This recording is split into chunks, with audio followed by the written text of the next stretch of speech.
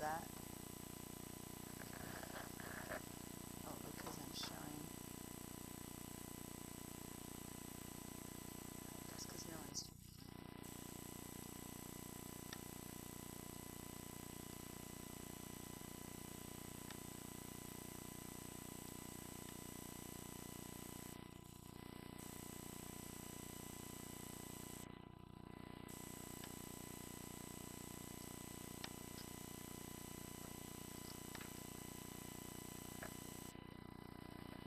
Recording in progress.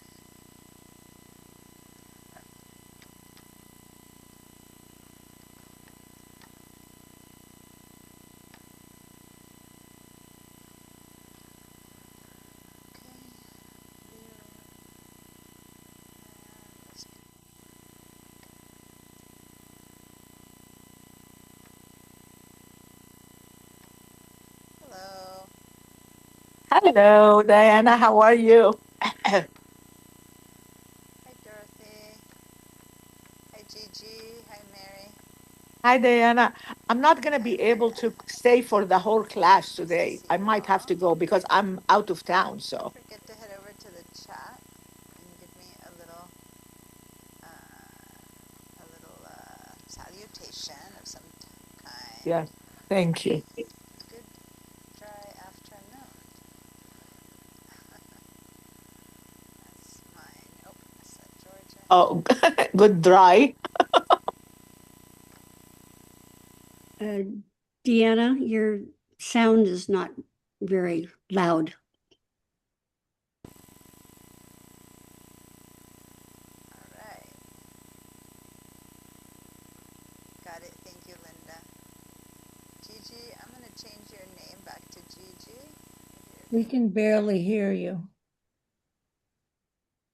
Can you remind me your last name? Gibbons, Gibbons, Gibbons. Gibbons? I can't hear Yes, you. I think you're saying yes. Tell me yes. if that's correct. I wrote your name. I still can't hear you, so you have to unmute yourself for me to. I'm on my phone and it's not muted. Is this better? I don't hear you. Can anyone else speak to see if I'm wrong? Oh, I remember can that last barely time hear I you, turned the sound up? Diana. Last time I was here, the teachers. Can somebody say something now? Yes, Okay, the voice is not clear. So, I can hear we you. can hardly hear you, Diana. Really?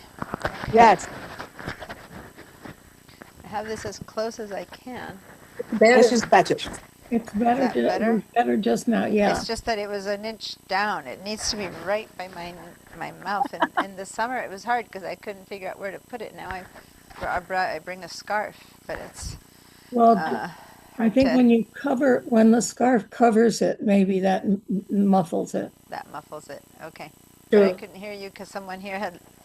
I have to remind me on Mondays after they have on Wednesdays after they teach on Tuesdays. They seem to maybe the sound bothers them, so they bring it down. But then I'm seeing you guys talk, and it's not you, it's me that has to raise the volume over here. That happened last week too. Yeah. Thank you. Thanks for doing that. It's so much work, and I'm so glad you give it a try. Do you need a hand, Evelyn?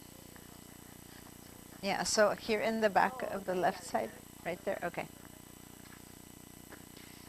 Okay. All right. Well, welcome back after what seems like forever. For some reason, a week seems forever since I've accustomed to seeing you guys twice a week.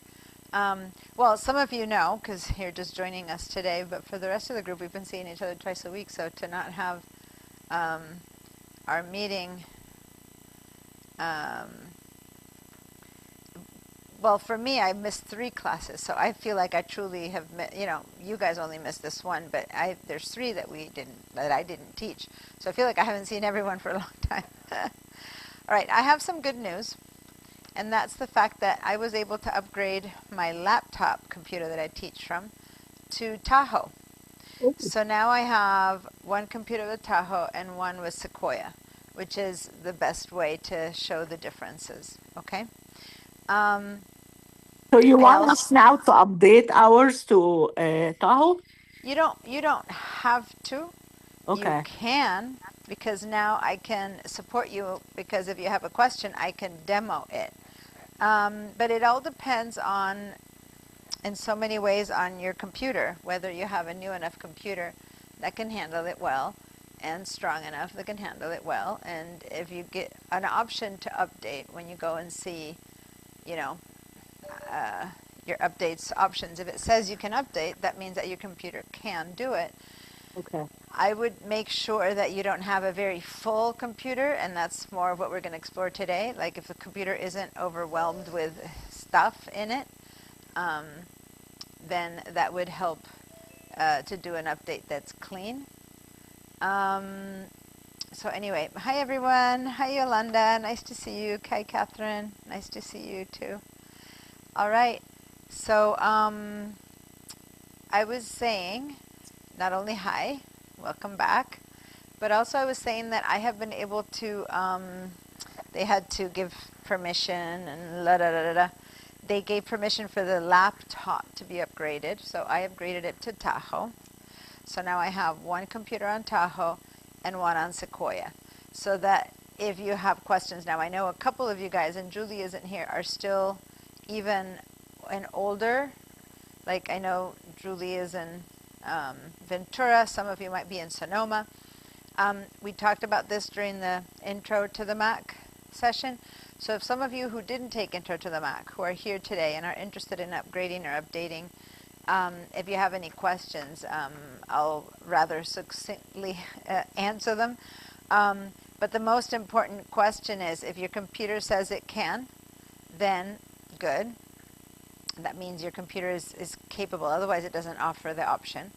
If it doesn't offer the option for Tahoe, but it offers an upgrade for Sequoia or an upgrade for Sonoma, whichever one you're at, that your computer, that's what it can do, then definitely keep doing those updates. And if you can upgrade to Tahoe, if you want to upgrade to Tahoe, then I have Tahoe, so I can support you through that change. And we have Mac Level 1, Mac Level 2, and iLife, the Photos class still left for me to keep supporting you through Tahoe. So if you're going to upgrade, if you're not going to upgrade, don't. But if you're going to upgrade, this is a good time, because then you have many classes ahead for me to support you through that change. Does that make sense? Yes. Yes. So that's the thing. Now, if you go to the choice to the Apple updates and you don't see any update available to you, that means that your computer isn't capable of upgrading beyond whatever it is that you have. Okay, and that's it. And then you just keep upgrading within what you have to keep it up to date with security fixes and things like that. And then at some point you decide, are the changes worth it for me to maybe consider a new computer? But I am never going to be telling you that unless your computer is not working. I don't recommend buying a new computer just to upgrade. I recommend saying when your computer doesn't do what you want it to do for you, or you like the features that the new one has enough that it's worth it for you to upgrade, then it's time to not upgrade, to buy a new computer. Does that make sense? If your computer can't upgrade anymore. Now, in this class today, and I see your hand, Catherine, give me a sec. We're now going to start checking out how full is your computer. Last class, Mac Level 1, and even the first day of Mac Intro to the Mac, this one, and the whole Intro to the Mac, we've been talking about the cloud and how much space you have in the cloud and whether you need more space in the cloud or not the cloud. But today we're going to focus on our computers and how full they are of stuff. And some of you have a new computer, you haven't put anything on it, or your stuff is all in the cloud, so that's what we're going to discover, and you're fine. Some of you will discover you have really heavily full computers, you need extra hard drives to support them. Maybe it's time to figure out some cleaning and organizing of stuff, and that's where we're going to go. We're going to begin to discover what's happening with your actual material that's on your computer and whether it is or not on your computer. And I recommend that before you upgrade to Tahoe, if your computer is very full, to begin to empty it a little bit just so that you have a bit more space, because each time you upgrade operating system, the operating systems are bigger each time and take up a little bit more space themselves. Just the software to run the computer takes up more and more space. So that if you're already full, then it becomes even fuller. Does that make sense? Computer needs space to run. So it's not only like you have 100 spots, you fill 100 spots, your computer is fine. Nope. If you have 100 spots, if you filled 75, after that your computer begins to groan because it needs empty space to operate. Okay? Imagine a dog in a small one-room apartment building. Yes, it'll be alive, but it won't be happy. It needs space to run, right? And your computer needs space to run itself. And so you can't fill up a computer. It stops running, it stops working way before it's full, and it begins to work badly or slowly way before it's full. Okay? All right, so that's the general idea of what we're going to do. And yes, Catherine? Your hand was up. Sorry, I hope I'm not active. Sorry.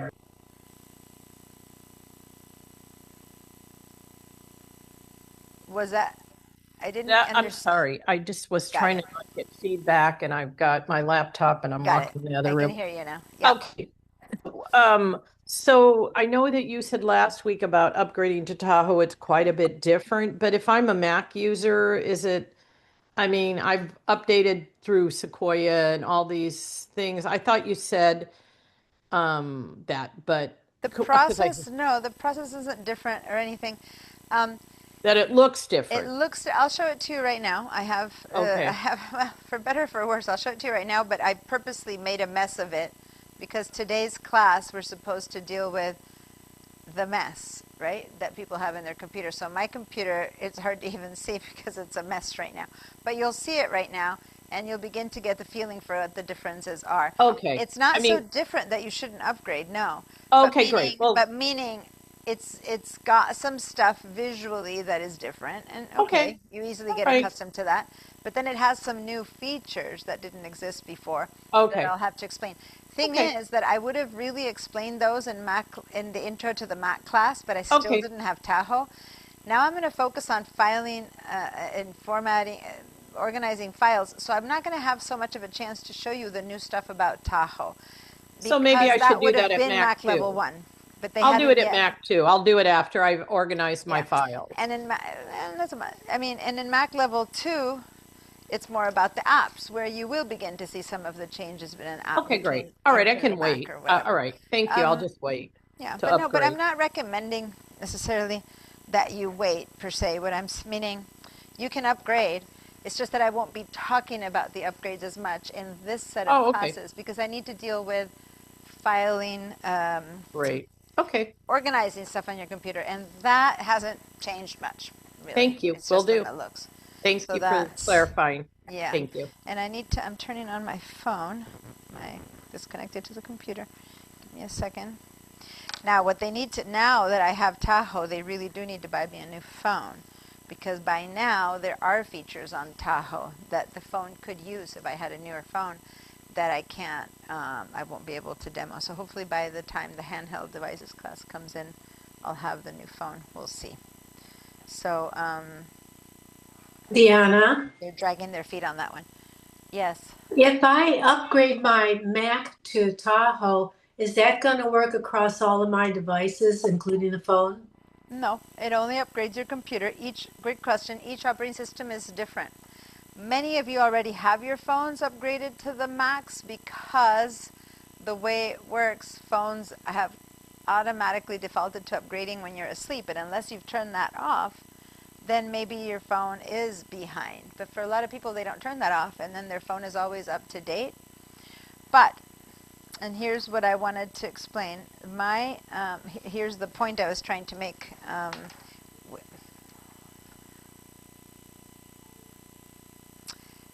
I have an iPhone 10 that I teach with, and it cannot upgrade past, let me see what it's on.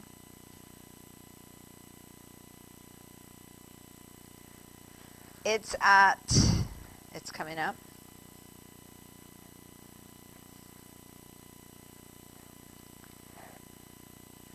Well, it's taking its time because it's at 18.75. So that's the most it can go. It can't update further. So just like computers, I've reached the limit on the iPhone 10. Does that make sense? What? I'll show it to you in a minute. Versus on my phone, I'm already on iOS 26, which is the equivalent of Tahoe, which is OS 26. Does that make sense? On my personal phone. But the one I teach with can't upgrade anymore. Kind of like I just said, older computers. Like, for example, Julie, we were talking about you for a second. Hi, Julie. I was talking about you before you showed up. She has a computer where she can't upgrade past Ventura. There's nothing wrong with that. If the computer works for you and the phone works for you, you don't need to buy a new computer.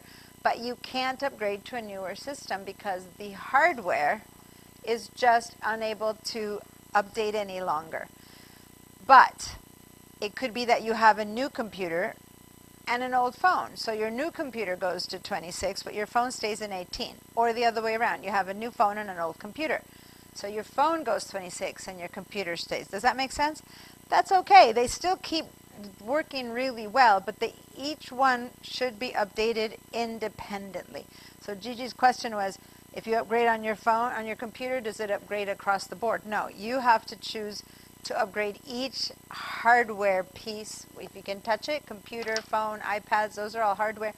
You upgrade them individually yourself, or it does it automatically, depending on how your settings are set up. But the biggest difference is that if they're both old, it's one thing. If they're both new, it's one thing. But if you have one new and one old, then they are not in sync. So there's some features your computer has that your phone could take advantage of, but it can't because it's too old. Or there's some features that your phone has, but your computer can't because it's too old. And that's all. But so you just don't use some of those new features, but they still work just fine. Am I making sense here with what I just explained? You don't have to suddenly go, I'm going to have to buy everything new. No. If you're the kind of person who needs the newest thing ever at exactly the moment, then, and there are people like that, fine. And it's not a bad or good. But if you update your computer, you got to update your phone, your watch, your iPad, your everything, if you want everything to be on a par. If not, whenever you upgrade, whatever stops working, it will be the newest one, and then the next one that you upgrade will be the newest, and so on and so forth. And they all keep working in sync. Just maybe not taking advantage across the board of the highest and latest features. But I'm very... I don't really believe that's so primordial or necessary. But since someone asked, how do you know? And I've shown many times how to update your computer. Let me share my phone. Everyone pick up your phones, which would be the same as your iPads, and let me show you how to find out how to see what the phone operating system might be. So here I have my phone, and I'm going to find, I hate when this thing does that, I'm sorry. Let me move this over here. Okay, you guys at home don't know what's happening, but it moves around and I can't. So here's my phone.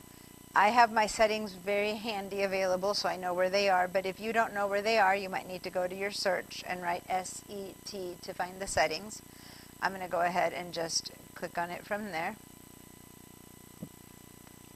And then, as usual, when your settings opens from scratch, it opens at settings. But say that you would already say that you were inside of your, I don't know, standby or something before. You're somewhere else.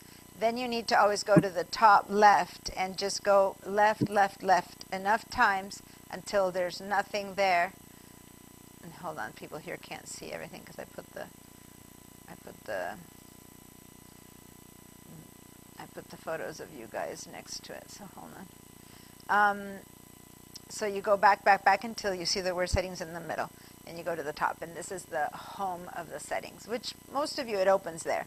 But if you had left it because you were inside of some feature, it stays inside of that feature. Okay, so now we scroll down until we see General, and we open General, which is the same of what we would do in a computer and an iPad.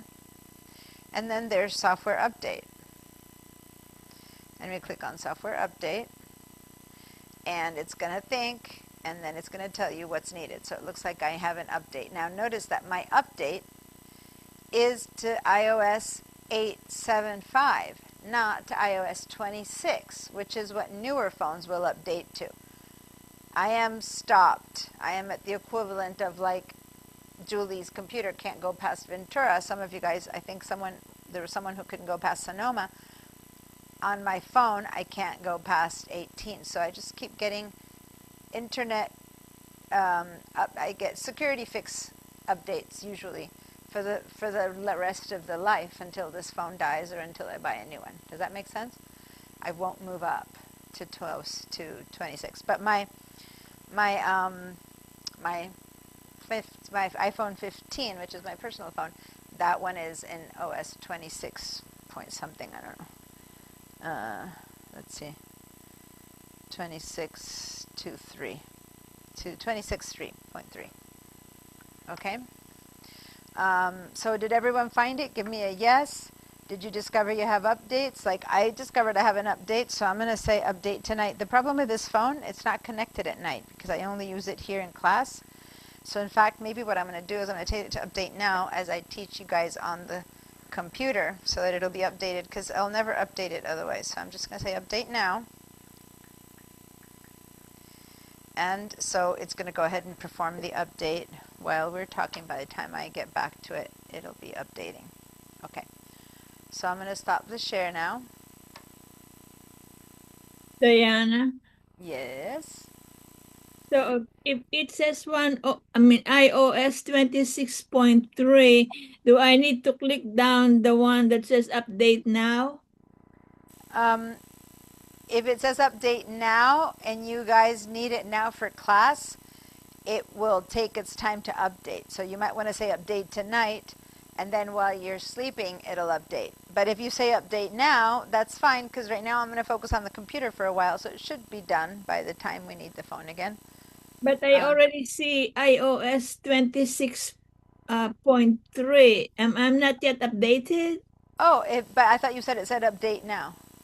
If it says update now, that means you can update. If it doesn't say update now, then don't. That means you're at the most. Yeah. Mine, Does it say update now, Yolanda, or update tonight?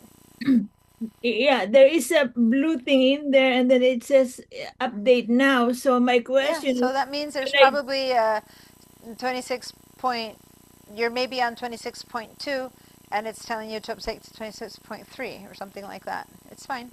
But I see already one OS 26.3 on the top. Yeah. So- Yolanda, the basic answer is, if it says update now, there's an update available. If it doesn't say update now, there's nothing available. So maybe it's just a little tiny security fix.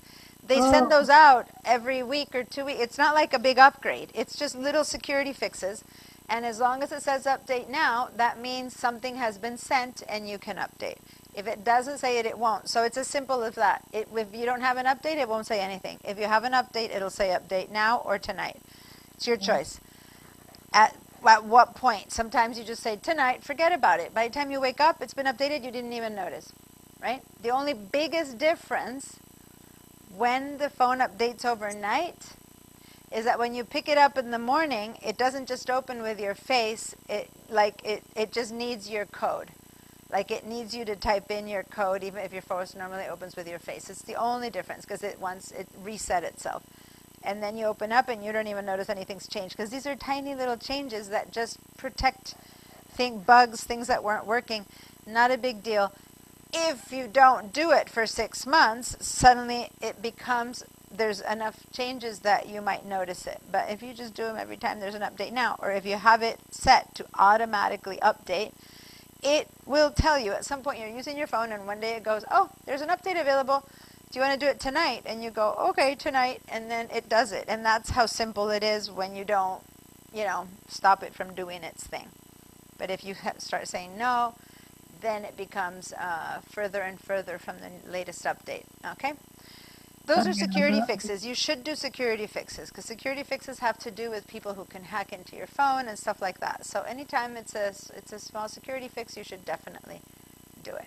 Yes, Georgia? Since you said you were going to be focused on the computer, I went ahead and told my phone to update now because That's a good point. you're waiting for your phone to update now. Yeah, exactly. That's what I'm saying. This is a good time to update your phones if you need to. Totally. And for Yolanda, it it says I have that little greeny blue thing and iOS 26.3, and right under it there is a bar that shows how much right below the word that says preparing update. It there's a bar that shows how much of the update has happened so far. So Mine it is doesn't, saying up 27 minutes remaining, for example. That's what mine right. is saying. So about half an hour before it's ready to go. That's And fine. sh- I plan to be on the computer for half an hour And yeah, and this is a good time because because I'm not Diana going. isn't going to talk about the phone. Yeah, so if you want to So, just click on update now, go for it. If you want to say update tonight and it'll do it while you're not even noticing, then that's fine too. The only, there is one more thing. It needs to be with a lot of charge or plugged in. If it doesn't have enough charge, then it won't update. So if it's not plugged during the day, sometimes we don't have it fully charged because we've been using it. So in which case it might not update if you say update now if it doesn't have enough charge. So then you'll need to plug it in. But it'll, that's the only other caveat. It needs to be charging. This one I connected. I have it connected charging right now. And so it's going to update while it's charging, and that's fine. Okay? So that's why usually the updates happen at night, because that's when we usually plug it in and go to sleep. So it's charged and charging, so to say, and that's why the update happens. Okay? All right. Hopefully everyone went to the chat and gave me a little hey ho or a hello. So again, I'm going to write hello, even though before I had already said hello, just to show you where the chat is so that everyone remembers to update. I've got people speaking outside that's confusing me. Let me go and... Oh, there you go. Hi, Rod. I was going to say, I could hear someone outside, and I didn't know if you could come in. Come on in. Nice to see you. All right. So, here you go. I'm about to share my Tahoe computer with you guys. And warning, I told you I messed it up.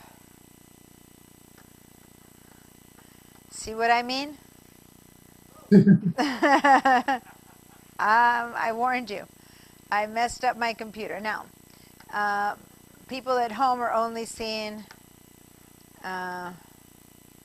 let me move this out of the way. Green. People at home are just seeing... they don't see also the black stuff that you guys see. But, yeah. Wow. Right? Oh. But look at that. This isn't sharing.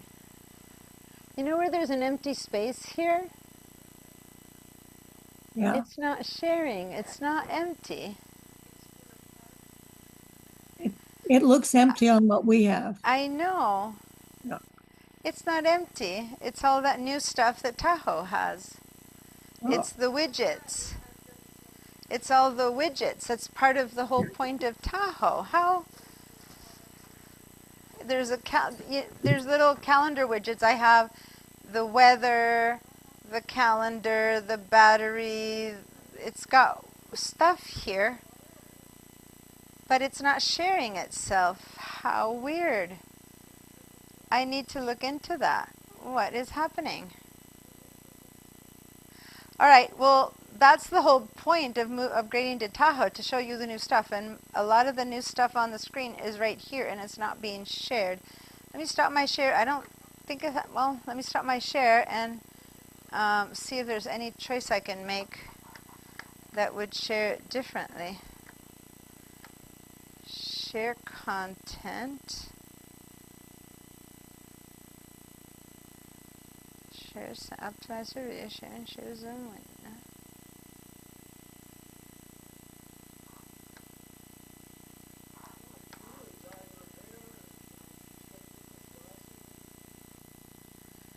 What's that? Oh. No, it doesn't share. I'm going to have to deal with tech support and slash Zoom tech support to see what's happening. Huh. Okay, well, just trust me. There's little widgets here, and I'm going to show you what a widget is. I can show you that on the phone, but on the phone, I can't show you the phone right now, but on the phone, you have, well, actually, it's still preparing to download, so I can show it to you on the phone. Let me show you my phone for a second, since I still can, so you can see what I mean by a widget, okay? Because otherwise I can't explain to you what's missing. That said, I'm not really going to be teaching you about iPhone, about the Tahoe yet, but I just want to, when I say what's missing, it's kind of weird if I can't demo it. So here we go. So here's a regular phone, right? Little icons. If you guys notice, depending on your phone and how you set it up, if I move my screen to the, I'm going to just swipe it over to the right, this is a widget. These are widgets. So I see one photo that the photo app chooses to show me. I see a little summary of my calendar. I see the rain. I see a map. So I have different widgets. This one is telling me how much battery I have. This is the stock widget and stuff like that, right? So these are widgets, meaning you can have handy, instead of having to go into all your apps, you can choose what are the things that you want to see all the time. You always want to check the weather. You always want to check your stocks. You always want to check your calendar. You can have little widgets here. You want to see a featured photo that the phone is going to choose to show you. There it is. This is what I'm missing, what I have on my screen right now on my computer that I can't, that is not sharing itself to you. Does that make sense? Yeah, okay. I have an equivalent to these widgets. They are actually transparent. They're kind of ghosted. It's a different, they're not showing, they could show like this full, but instead they're showing like little, like as if they were made out of glass, but it's the same thing. It says Wednesday, these are your appointments, rain expected, etc., etc. That's what I mean by a widget. I just wanted to explain to you so you know what it is that in that space that's missing, it's basically equivalent to this. Okay? Diana, can you show us how to do the wedges or no? No, that's not part of, those are there on your phone. If you go to the left, go like before Yeah, your I first find, screen, they yeah, are I there. find those. I Yeah. find this, but I didn't set anything. So Yeah, on Mac level 2, when we talk about apps and stuff, we can talk Uh-huh. about widgets. But right now I Wonderful. need to Thank you. continue with what's here. But when I share my screen again now, Uh-huh. you will see that space that looks empty Uh, right here is actually those widgets, but on my computer, which didn't exist before Tahoe. You couldn't have widgets on your computer before Tahoe, okay?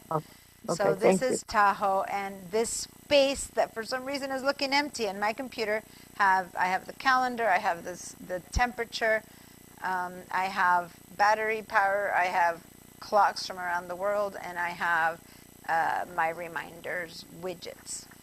Yes. And someone here can look at their screens because they have it. Let's see you change the wallpaper. Yeah. They still appear. Yeah, the wallpaper, they just go under your wallpaper. So the wallpaper is this Tahoe picture of rocks and beach. You can change that. You can have anything you want there. You can choose other Mac provided backgrounds, or you can put your own photos. That said, this background that I have, plus the mess of my screen, is making me dizzy because it's so busy that I can't see anything. So if you tend to choose to have a busy desktop like this one that I'm showing, you should have a very empty, like a color and nothing else on your wallpaper. But whatever your wallpaper you choose, in this case, once I move stuff around, you'll see it's a photo of Tahoe, Lake Tahoe rocks, beach. Then you would change that, and whatever's on top, the widgets and the icons remain. All you do is change that background picture.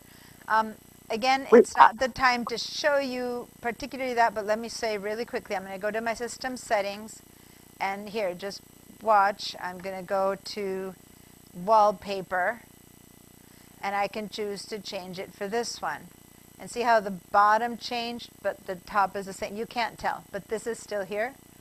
You guys can't see it, but I can still see my widgets here. I can change it back to Sequoia. There it is. I can change it to, why would someone ever want the Los Angeles overpass? My goodness sake, I can do that. Ooh, underwater. That's cute. Little jellies. So it's under wallpaper, okay? I'm going to go back to having the one that comes with Tahoe, which is the Tahoe, since I just changed to Tahoe. But whatever, it's just in the background. So whatever's on top stays on top, okay?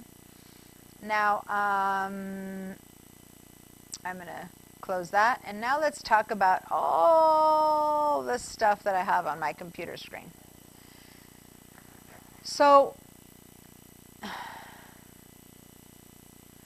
when I talk about this, some of you have taken my class enough times that you've already I don't want you to think I'm saying you have to do this. I'm recommending what makes your computer work best, and you can choose to do this, or you can say, no, I still like it to be this way. So I'm not going to say you must, but let me explain the reasons why, and then you choose whether you want your computer to be this way. I know from when people share my screens, and not so much in this class, you guys have been taking my classes, but like when I take one of my Photoshop students who hasn't taken my Mac classes, but they have a Mac, and they share their screen with me, invariably their screen will look like this, and I'm like, you should be taking my Mac classes. You know, so I can explain how to handle your computer, and some of them do, some of them don't, right? But it is a very typical computer to have it spread with icons. Now, some of you might have less than this because you might have learned about folders, and you might have all these icons on your screen inside of a folder, which looks tidier. But it's just as bad for the computer. So let me explain. Why is it bad for the computer to have stuff on the desktop? Remember I just mentioned that the computer needs space to work? Partly, the space left by the desktop is part of that place where the computer needs to do its work that we don't see it doing, just running. And it uses computer space on the desktop to just run well. So visually, I have, I don't know, I put a ridiculous amount of icons in here. Each one of these is one file. One file. These happen to be screenshots because it's the stuff I could scatter around easily. But these are files. Each one of these files is a screenshot. It's a graphic file, so they're actually pretty big. Screenshots are pretty big files. When I say big, the space they occupy on your computer, right? So imagine you have a big pantry, a small pantry, and you come with the same shop. Well, your big pantry is going to be fuller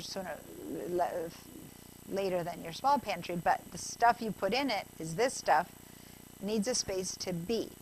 And if you put it, I always try to say the desktop is like you walk in from the store full of bags, you walk into your front door and you drop the bags right there. That's what you just did if your desktop is like this. So you have to climb over your bags to get into your house. And every time you need the butter, you have to go to the front desk, open your bags, and find the butter. Then next time you need the shoes you bought, you have to go back into the front door and open another bag to find your shoes. You basically are sprinkling all your stuff at the door of your house, which now that sounds ridiculous, right? Well, this is what we're doing here. We're just letting everything we own be on the desktop. Why? For most people, because that's where you can find it. I can see it on the desktop, people say. So then I can find it, right? So the whole point of this class is to teach you where and how to put this stuff so that you can still find it and to learn how to find it, but to not have it be detrimental. Basically, put the butter in the fridge, put the shoes in the closet, right? That's what we're going to be doing. So yes, Rod? Real world, right now in your computer at home, I keep getting a message. You need to, you don't have enough to do something.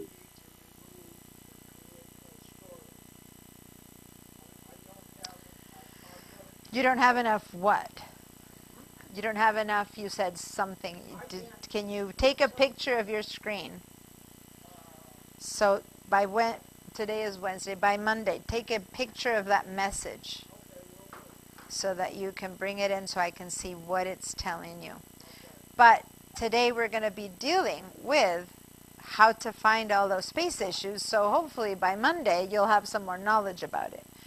But you guys at home, you might not have heard what Rod was saying, and what Rod was saying is that he has, let me actually move this out of the way so people here in class don't have to deal with all of that stuff, and I can just make this a bit bigger.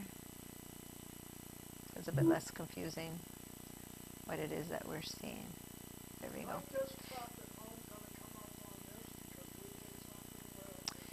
If you, oh, I was going to ask Rod, you tried to get in last time, but you couldn't remember your code, but you did have it on, oh, you have it now. Okay, because if not, I had asked the other Rod if he could move one computer over to let you sit back in his computer. The Rod could sit back and sign in as the old version of Rod, because you did have it working there last time. But why don't you first see if you do have it now, if you can set it up yourself, and then everyone can stay in their spaces. Rod used to sit there and he had set it up in the session, in the last session. So it already knows his iCloud account when he signs in as himself, and he wasn't able to do it here, so I had asked him.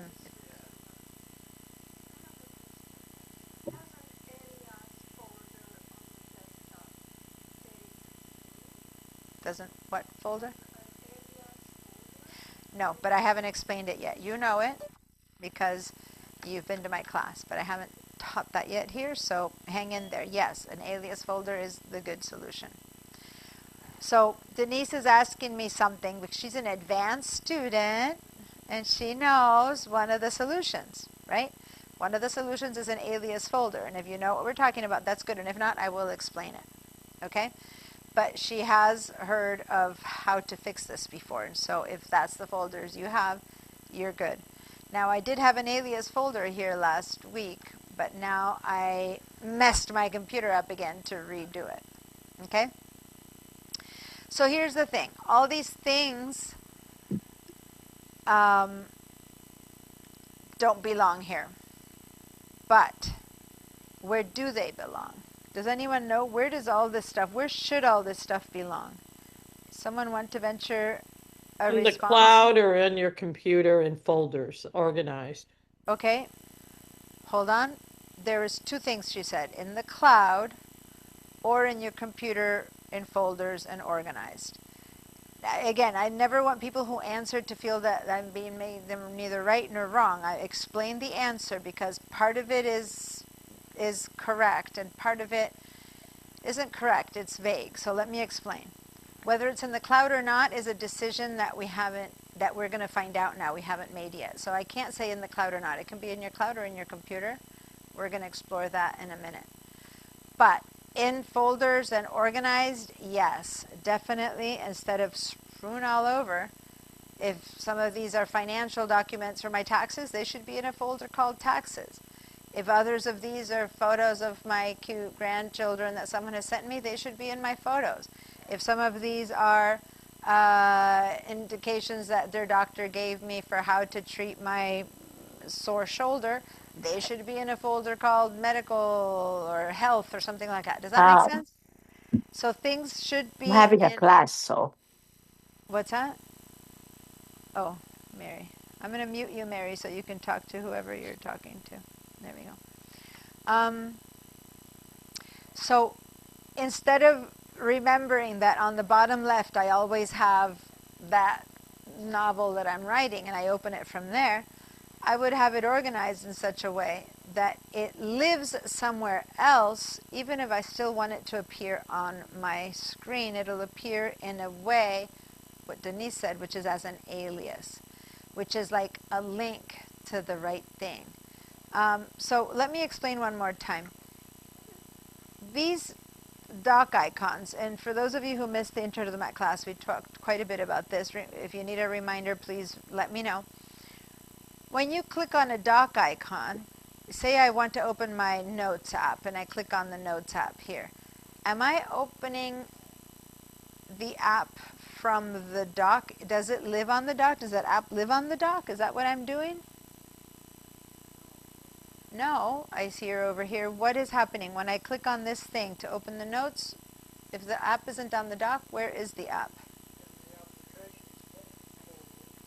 It's in the Applications folder. And when I click on this, this is kind of like a light switch. And it goes in and it opens that app in the Applications folder. Does that make sense? Yeah. So these are just buttons, so to say, links, switches to turn on, basically a shortcut to turn on that application that lives in the Applications folder. So that's what we're going to do with this stuff. If we really want some of these on screen, we're going to create those aliases. It'll be like little switches that'll go and open them from wherever they live in the correct space that they have to live. Does that make sense? But they'll be off our screen. The whole weight of these files won't live in our screen anymore. They will live in the, what folder does 99% of what's on a computer have to go? Documents. Documents folder. The Documents folder of your computer should hold 99% of what's here. The only things that shouldn't be in the Documents folder are photos, which should be in the Photos app, which it has its own spot in the computer. So if you have photos that you downloaded, that would go in the Photos app. Everything else will go in the Documents folder. But hold on, let me follow through. The Documents folder is one folder. If I put all of this in the Documents folder, it'll be just as messy as on the desktop. It'll be hard to find one particular thing over another. So what's the advantage of them being in the Documents folder?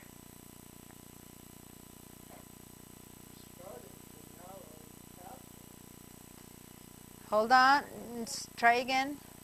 What's the advantage of having all of this in the Documents folder instead of the desktop? What did I say the desktop is used for? Active files, things that are open, or No? no? The computer needs space to function. It needs that empty space on the computer's desktop to function well. So if I take all of this mess and dump it in the Documents folder, it'll be just as messy if I don't organize it into folders, but it'll be off the desktop, and that's the first step. Being off the desktop means the computer has like, breathing space to function. Does that make sense? So even if it's just as messy, between just as messy in one place or another place, you've already made your computer better. But then when you open your Documents folder, you're like, you're confronted with this next mess, right? So then we're going to organize those things into financial, health, people who have, screenplays, novels, quilting patterns, whatever you're up to in life. Have folders for that stuff and put your stuff in there. So this will not only be organized, but it'll be off the desktop. And then, hold on, some of you, I am sure, will go, but how am I going to find it? Where is it going to be? The only way I can find my stuff if it's on the desktop. So hopefully over the next 5 classes, I will get you to a place where you will understand how to find stuff, even if it's not visible on the desktop. And then for the things that you really still want on the desktop, I'll teach you the trick that Denise said, which is to make an alias folder so that it can still show up on your desktop without impeding the functioning of your computer. Does that make sense? So it can look like it's on the desktop, just like this, more or less messy, that's up to you, but it won't be hurting the computer's function. Okay? So we're gonna have to work on figuring out where our stuff is, putting it in the right place, organizing it, and most importantly, for example here for Rod, his computer is saying to him that his computer is full and he needs to start dumping stuff. So we're going to start learning Well, if your computer is full, how do you handle that? How do you get rid of stuff safely? What can you get rid of? What not? Where do you put the stuff that you're dumping if you don't want to get rid of it and stuff like that? So that's the whole rest of Mac Level 1, the next 4 meetings, okay? Yes, Rod? Besides documents, what about music? So yeah, it's interesting because I had forgotten, but Rod is a audiophile. I don't know what you call it, music file. How do you guys? I don't know if you're a musician, but he certainly collects and loves music. Are you also a musician? I don't know. I'm trying to be. It's trying to be. Okay. So he said, okay, Long way to go. besides files and photos, he said, what about music? Right? Great point, because music files also take up a lot of space. And there is also a place on the computer for music files called the Music app. So we're going to talk about that. And many of you in the past had some folders called pictures and music and media, and that's where you had your stuff. So technically, having it in the Music app or in the Photos app is the same as having them in there. It's a separate room to the computer, so to say. So the computer comes divided into certain rooms. It brings the applications room or folder. It brings the documents folder. It also brings the pictures folder and the media folder, music folder. It used to be media, now it's music and movies folder. So those are the folders that it comes divided into. So we're going to see when it's worth putting that stuff in there and when it's worth putting it and leaving it in documents, depending if you have it just as a collection or if you actually avidly listen to them and use them, then they should be in the media app, okay, in the music app. So that said, I'm going to stop my share for a minute here because there's nothing to see than this and it's easier to see people talking. Yes?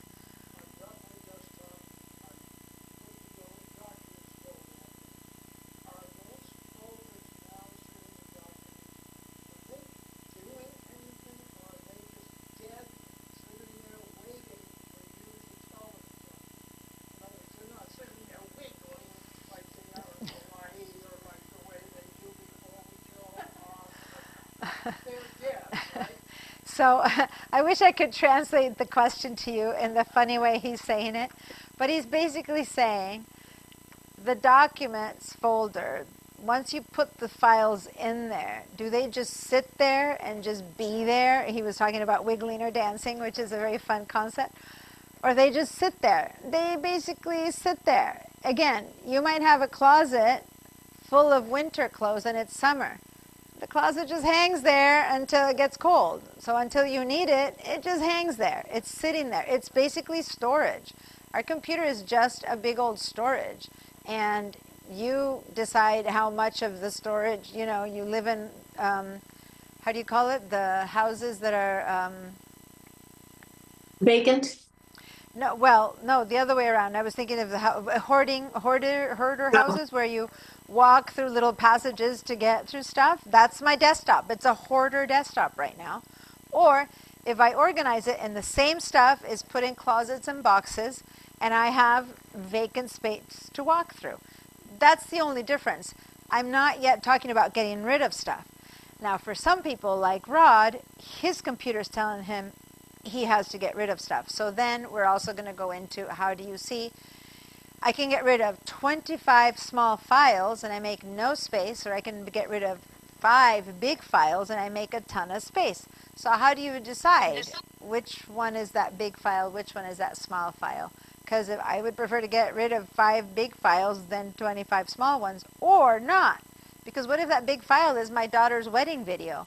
I'm not going to get rid of it even if it's big. I'd rather get rid of 25 small things. So we need to start making those decisions, right? Now, if you have 10 videos of, you know, oh, look at this beautiful sunset, and then you look at it again and you go, yeah, it's a good sunset. I don't need it. You'll make a lot of space. But if that same video is your daughter's wedding, you'll be like, oh, no, I'm not going to get rid of that one, right? So you'll just go, oh, there's going to be another sunset. There's not going to be another wedding. So I'll choose to dump one over the other. So those are the kind of decisions you need to make at some point. Or Plan B, you actually buy an external hard drive. Don't get rid of anything. Snag a bunch of stuff and put it in an external hard drive, meaning you take it out. It's like at home you suddenly decide to go and buy a storage space, rent a storage space somewhere, and take your holiday items to the storage space. You won't use it for one more year. So that's the equivalent of buying an extra hard drive and taking things out. You own them, but they're not in your home. The day you need them, you need to go get them. They're not readily accessible. So that's the plan B. If you have too much stuff and you don't want to get rid of it, then you need to put it somewhere else. Plan C, you have all the stuff on your computer on the cloud and you just pay more space in the cloud.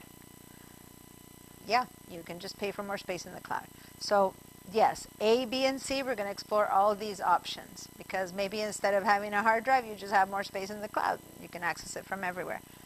Those are all the solutions to having too much stuff. Get rid of it, put it in an extra hard drive, or pay more for the cloud. I mean, you're going to be paying more for a hard drive anyway, but it's one payment only for the hard drive, and it's sitting on your desk, ready when you need it. Versus paying more space for the cloud, you have to pay every month, but you can access it from wherever you want, whenever you want. So there's advantages and disadvantages to everything. You need to just know the choices, but you need to make more space on your computer if your computer is running out of space. For many of you guys, your computer is pretty new, and it doesn't seem to be running out of space no matter how much stuff. It's maybe because your stuff is on the cloud already. And that stuff that you're paying for, oh, you're paying for it to be on the cloud. You're already doing that, and that's why your computer isn't running out of space, because it's been going to the cloud.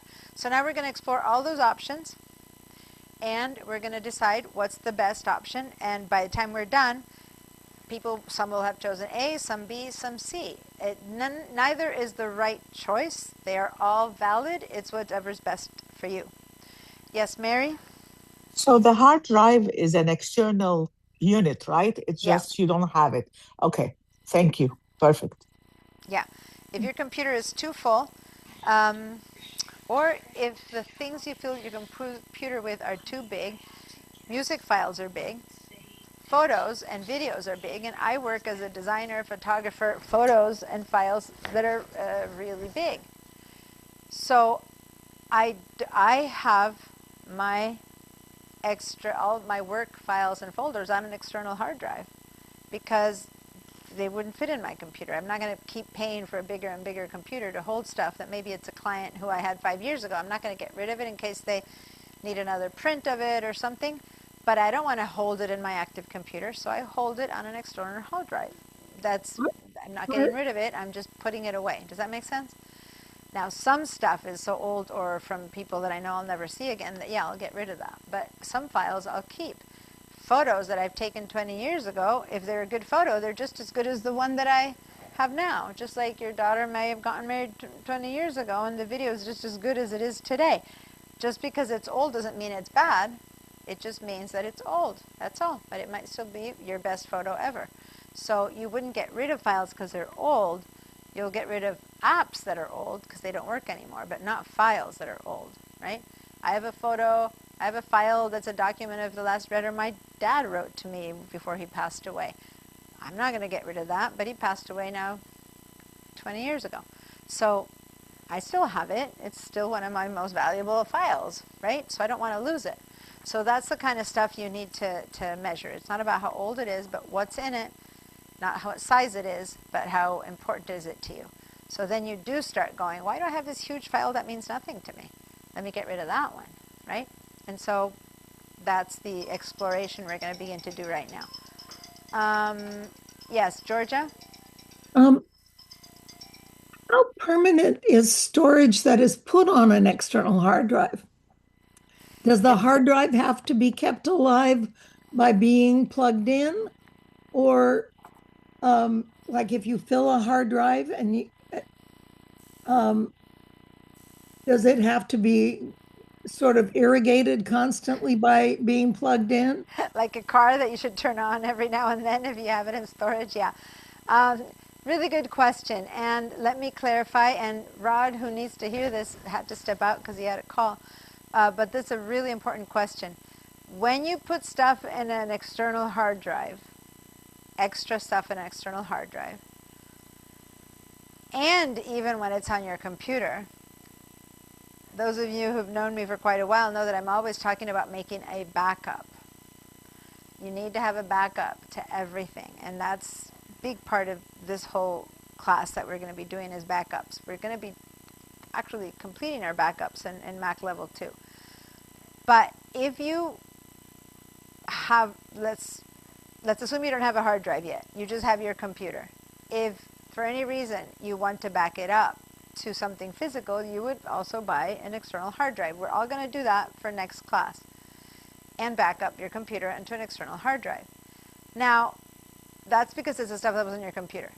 But imagine what I just said, that suddenly you decide your photos, there's too many of them, or your work files are too big, or your music is too much for your computer, and you've taken it out of your computer to put it in a hard drive, so it's not anymore in your computer. That hard drive is not a backup. That's unique. That's the only place your music or your photos are. So what would happen to it? George's question, do you need to upkeep it? What do you need to do to keep it in good shape? First thing you need to do is have a backup of that hard drive. So you don't need one, you need 2 hard drives. One is the stuff and one is its backup. Does that make sense? Yeah. Because if anything happens to it, at least you have it backed up. And then let me say that there is nothing in particular you need to do. It's not like a car that you need to keep running. But the thing is, if you never open it again, you don't know if it's still running, right? So every now and then you might want to check if your stuff is still there. You plug it in, and at some point it might stop working because hard drives are prone to failure much more often than a car or a computer. So just because you have an external hard drive doesn't mean your stuff is safe. That's why I say you would have to have 2, one to back up each other, and every now and then plug them in. And if for any reason one stops working, then you need to buy another one and back that one up, so you always have 2 going. Does that make sense? Yes, So, Diana, but hold on, let me finish the whole process. 1 second, Georgia. all right. So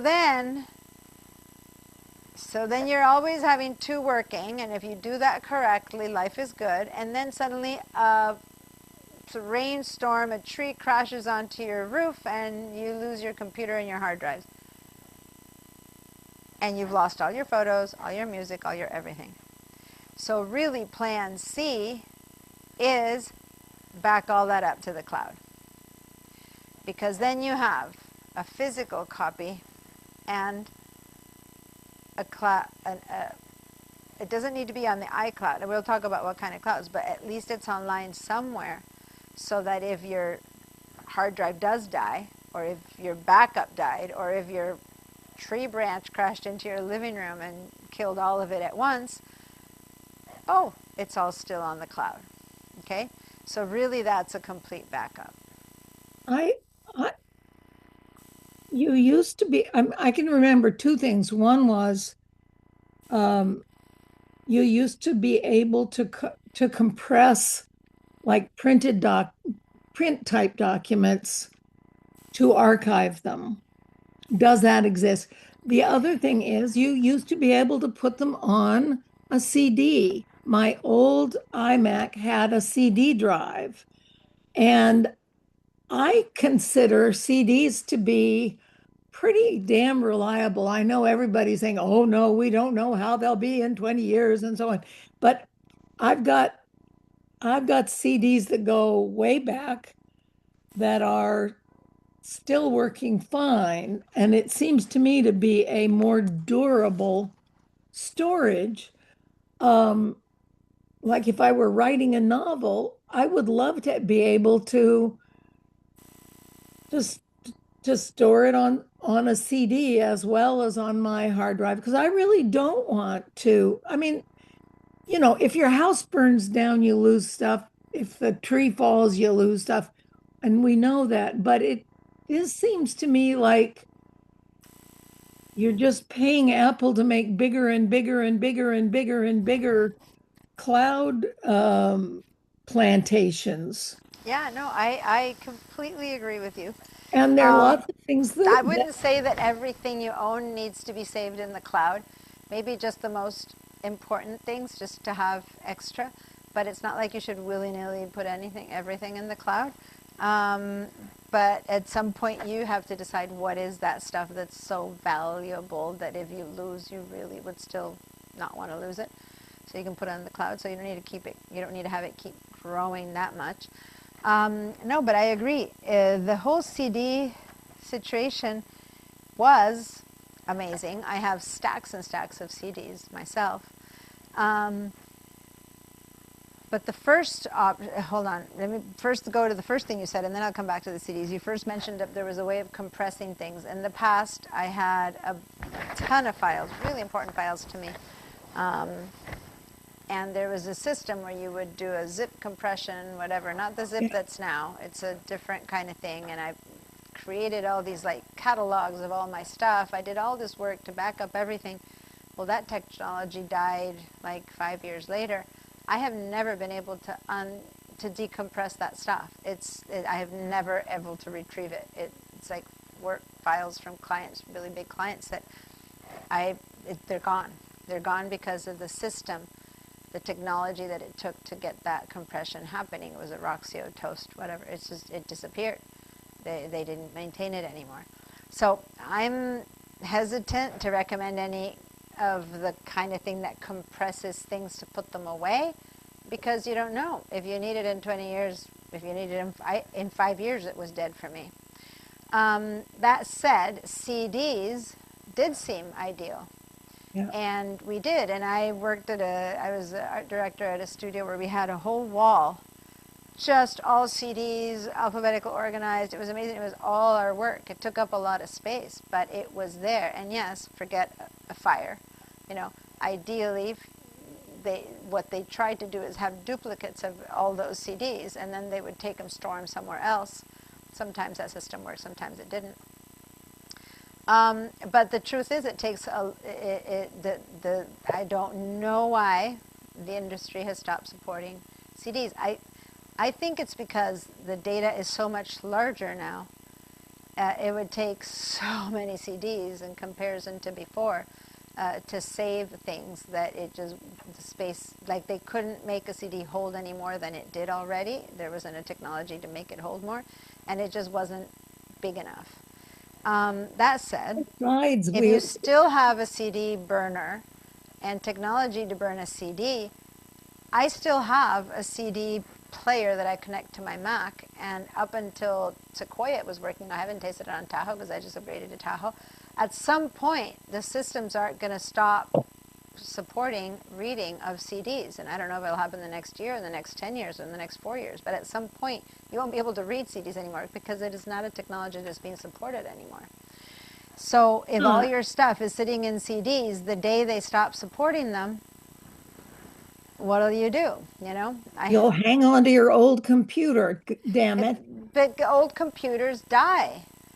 Yeah. That's the problem. At some point, it'll die. I have had, and this is something that I'm really, really not happy about, but I had a computer that had, I was still using Quark Express when I was an art director at that company. A ton of my files were in Quark Express. That computer could run Quark Express. It was very old. I kept it running for years. I mean, that thing was like 15 years old. And about a month ago, when I tried to plug it in, it didn't plug in anymore. And I had never done the transition of those documents because at that point, who cares anymore, right? They were made 15 years ago. Good, they're dead now. But that computer finally died because, it died. And it wasn't such, I'm not happy. It was left outdoors. Things were being transferred from one place to another, and someone left it outdoors. And trust me, I'm not happy about it. I had protected it so much. But, bueno, it's dead now. So that little super drive that I have, you can't even buy it anymore. It's a drive that I connect, and I use it for CDs, but at some point that's not going to work anymore. If the industry, if the technology isn't supported, and you keep saving your stuff in that, at some point you'll have a lot of beautiful CDs. It'll just be a good solstice decoration. They won't be able to access the material anymore. And I still have a ton of my work in CDs that I know that when the last time I can access them will be the last time I'll see them, because I haven't bothered to put them on the cloud or anything, right? Yeah. Well, I'm just saying As it's much as if you used to own negatives and you left them in a basket under your bed and they got moldy, they died, unless you had kept them in an archival free box, and they're gone, all you have is the print, and that's life. There's no real eternal system. And I do need to move on Sure. into explaining, but yeah, I can't explain to you why the technology does or doesn't work and is or isn't being supported. I'm just saying that I wouldn't recommend people to start now to putting things on CDs, because that No. technology isn't being supported anymore. Yeah. That's I- all. Yeah. Okay. Then, no, I see you still have a question. Please go. But I need to move on. But I do want to finish the conversation with you. So yeah. But I No, can't that- debate anymore how come it is being supported or not. Just Right, that it's right. not. But I yeah. always follow the money. It Yeah. No, I'm not saying. I'm Yeah. not. That's the conversation I can't get into. I don't agree I know. with that it's disappearing. I'm No, just explaining that it is disappearing at this Okay, point. well, so what I was trying to say is, suppose I do have well, I have my old computer, which, oh well, I should ask you this personally, separately. I have my old computer, which is probably repairable. It has software in it, and for example, the CD reading drive, which presumably would work if I repair what's wrong. Will it still have my files in it? The CDs still work, yeah. The files haven't. I mean, you'd have to stomp on them and scratch them like a record player. If you conserved them in good shape, the stuff is still in the CDs, yeah. The question Well- is, how much longer can you have a computer that runs a CD burner or a CD? What I meant drive? is that the old computer is the one I had before this one. And they just said it would be very expensive to repair it. I would like to repair it.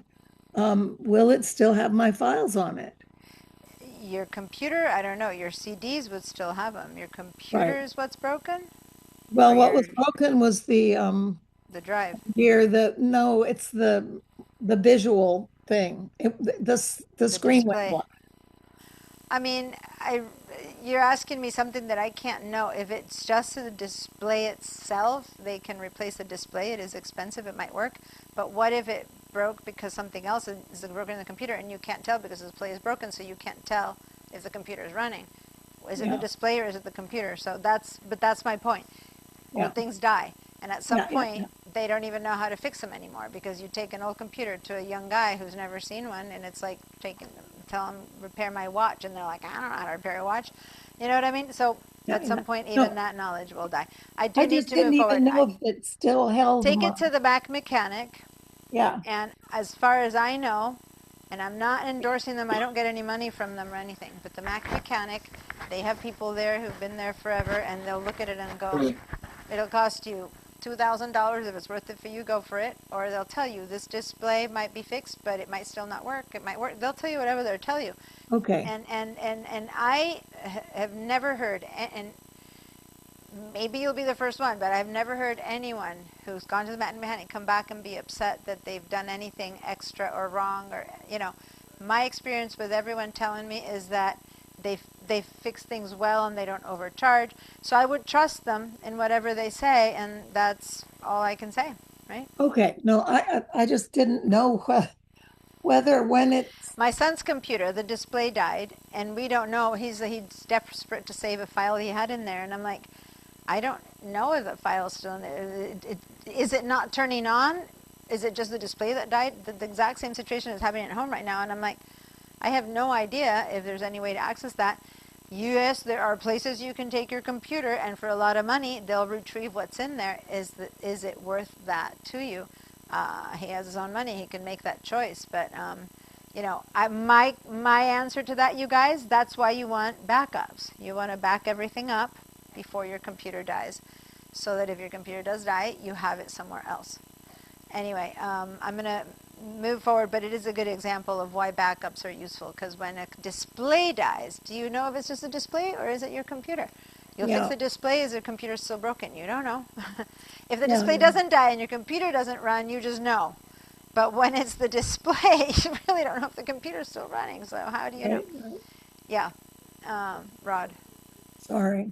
Logical conclusion to me is I went from CDs to DVDs, and then DVDs started to go out of the way. And so I put it up In the cloud, yeah. and it's there. Yeah, but Georgia's point is that you need to keep paying forever, and that's what, you know, now instead of just buying a DVD and having it, now you have to constantly pay for a place in the cloud, and you're constantly paying to them. Well, yeah, but ultimately a little bit of an expense over months and years is a lot of money. But that's the way all the computer world is going. Before you used to be able to own an application, now you can't. Now you can only subscribe to it, right? So this conversation isn't leading us to learn how to save our stuff today. It's leading us to be upset at the system. And I today don't agree with the system, but I can't do anything about that. I can teach you how to save your stuff now.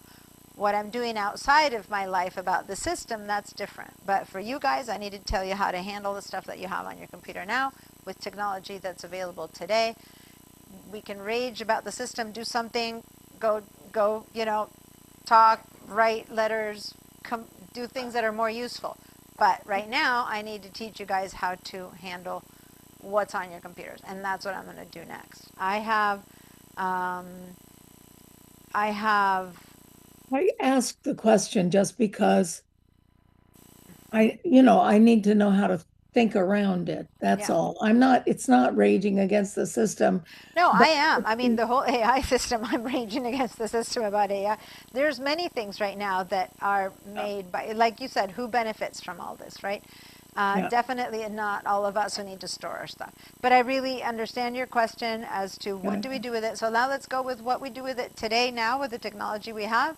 And yeah, it keeps growing. The more years go by, the more photos I have, and at some point, the more I have to pay. And no, that at some point is less sustainable. And at some point, I'm going to have to say, okay, I'm going to put this in hard drives, which is right now the best we can do. It's like the DVDs of before, and then maintain those drives with a cover, with a duplicate, and that's all I can do. And that's all we can all do right now. Okay. So let me share my computer and let's start figuring out how to deal with all this stuff. Now, before I stop sharing, I wanted you, let me actually stop because I remember what I was going to do before this conversation started. We all need to find out where our stuff is and how much of it we have and where it is already in order to see how much we need to fix and how much not we need to fix. Now, the reason I'm saying this is because most of you have taken my classes before. I don't think there's anyone here who is new to my class at all, except for Evelyn, but she doesn't have a Mac, and whatever we do on this class, Mac Level 1, Evelyn, is the one that applies the most to you, because everything we do here is the same if you had a Windows machine. All the work that we're going to do in here of creating folders and putting in the right place is equivalent, exactly the same for a Windows machine. It just looks different, but there's no other difference. Other classes, there's stuff that she can't, compare to, but in this case, it's all the same. And if you have stuff, it's a typical Windows thing, those of you who were Windows, to have screens that are full of icons. Mac's computers have always been like their way of operating is Zen empty screens, right? So is there an in-between? What is the solution, right? And so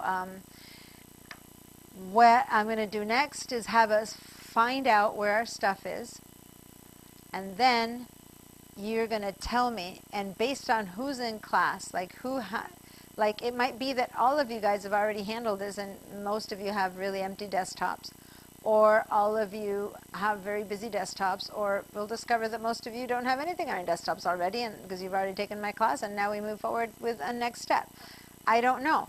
So that's what we're going to do next. You're going to explore your computer. So let me share my screen and tell you how to explore your computer. So I can see a lot of stuff on my desktop, but I can't even begin to count it right now. If I were to say, how much stuff is on my desktop? I don't know, 1, 2, 3, 4, 85, I don't know. So what's the best way to find this out? Well, who remembers, how do I look inside of my computer? What's the thing I need to open to look into my computer? Setting? Yeah, Rod said a Finder window. Finder. Finder window. So I'm going to head down to this icon on the bottom left, which is the Finder icon, and click on it one time. And I've opened a Finder window. Now I'm looking into my computer.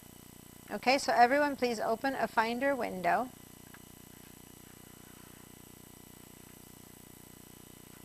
Open a Finder window. Okay. Now, if I look to the left side of the Finder window, I should have a sidebar.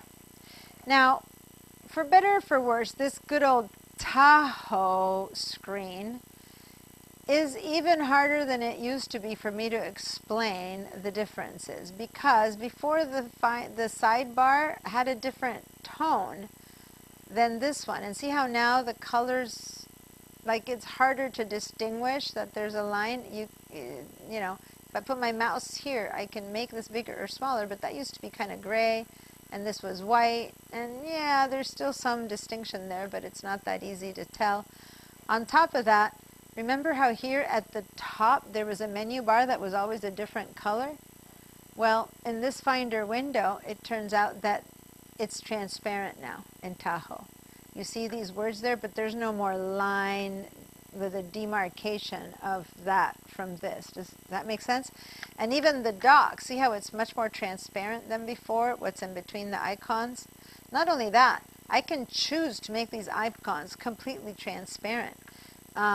Just like you guys can't tell, but my widgets here are transparent. If someone wants to come to see my widgets, if you're sitting here, you can come to my screen to see what I mean, like the people who are in the room. Mine are transparent. They're not even like the ones that you guys have. So they're trying to make everything disappear more and more, and it becomes harder and harder to tell people, well, this is your sidebar, you know, because the line is so faint right now. Before we had column lines and stuff. But anyway, make sure you have a sidebar. And most importantly, find somewhere on your sidebar where you see the word desktop and click on that.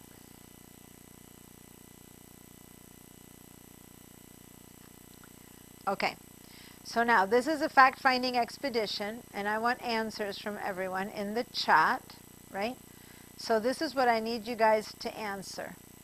I want you to look at click on the desktop, see whatever's there, and at the bottom, if you were in my last class, you should see 2 bars at the bottom of the Finder window. 1 and 2. And the bottom one, which is the status bar, will tell me that I have 94 items on my desktop. How many items do you have on your desktop? Please write that in the chat. So I'm going to go to, and you guys will tell me in person. So I have 94 items. And in the chat, you'll see that I wrote the word 94. So look at that. Julie says none. See? Great student. Thank you, Julie.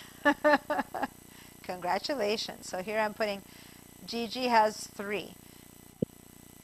And remember, there's different numbers, but I need to hear from everyone. And if you're lost at what I'm asking you to do, then I'll help you find that number. Because I need to know how much time to spend on having us clear our desktop. If everyone says none, or 1 or 5, then there's not much work to do. Okay, Georgia has 36. Dorothy has 29. Keep going, everyone. I know Catherine might have had to step up for a little bit. If you're not answering, I won't Yes, bug can you. you But please, I'm Mary, sorry, oh, I'm sorry. Can you please review where I'm going to find that I was helping my husband? yeah. So this is the Finder window, and Yeah. we've opened one by going to the Finder icon and then clicking on the word desktop. So this is the same stuff that's there, but it's organized in a way that allows me to look at the bottom item, and it says 94 items.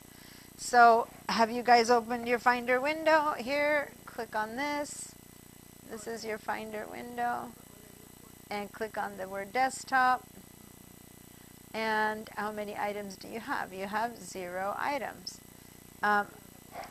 Well, I put stuff in in another place for you. So how about you? In your desktop, you have nothing. Just to make sure, because I did download stuff for you guys. Yeah, okay. But they're in the downloads folder still. How about you?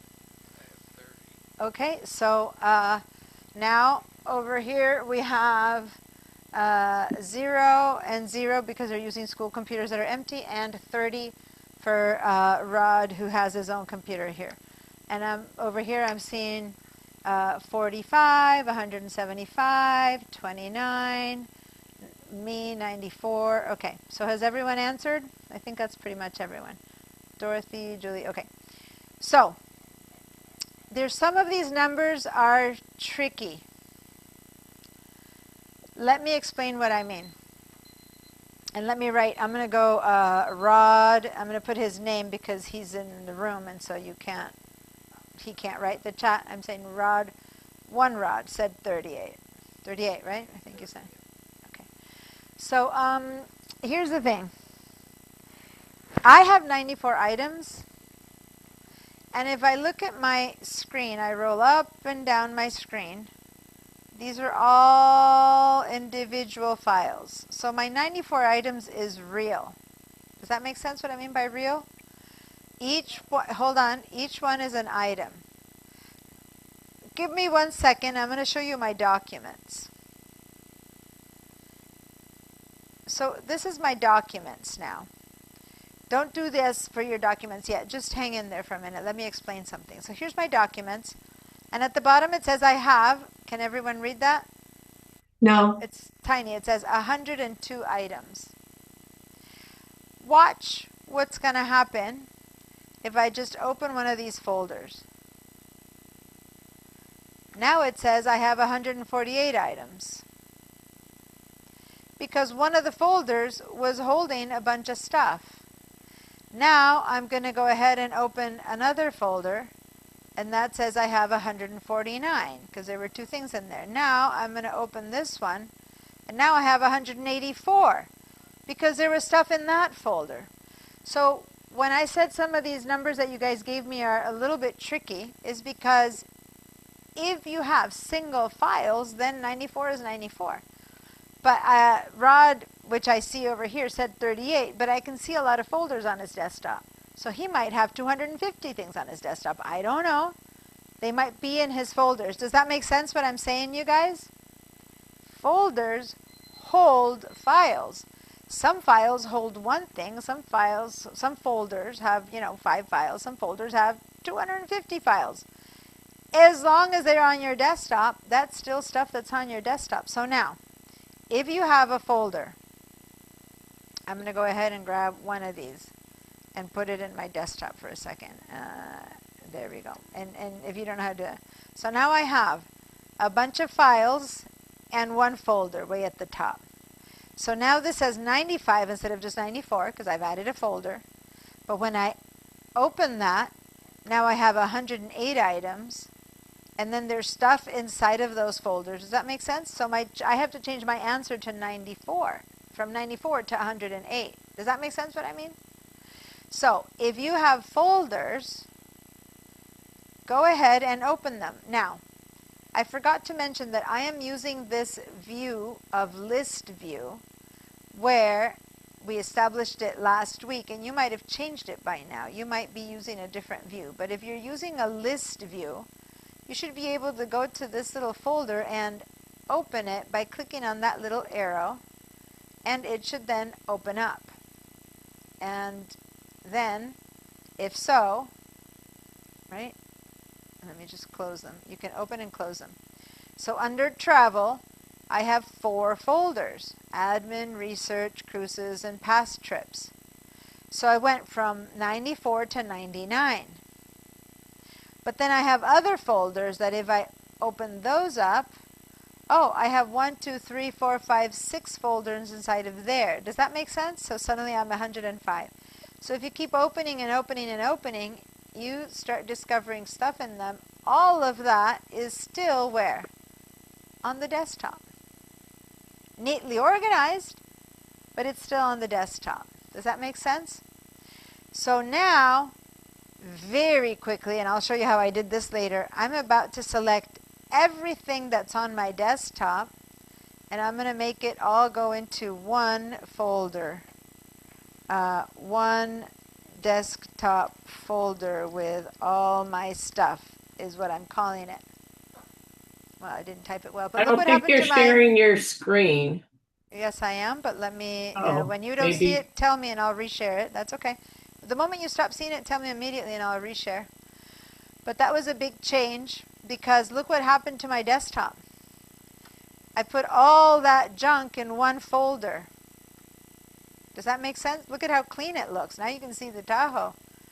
Because I put it all in one folder that, by the way, I did a typo, so let me rename that to one desktop folder with all my loose stuff. So tell me, if I now go to my desktop, I have 2 folders. And down here it says I have 2 things. Is my computer any better off than before? No, Yes, very much. it's still messing up your desktop, correct? Even though you don't see it, the folder, the number did not change, just the Yeah, pictures on it. this stuff is tidy, which, woof, my brain is happier. But truly, when I open this folder, I have the same mess I had before. So it's just it's like sweeping things under the rug, right? I've just swept everything under the rug because guests are coming. I just opened a closet and threw everything into the closet. It looks better, but when I need to find something, it'll be just as messy.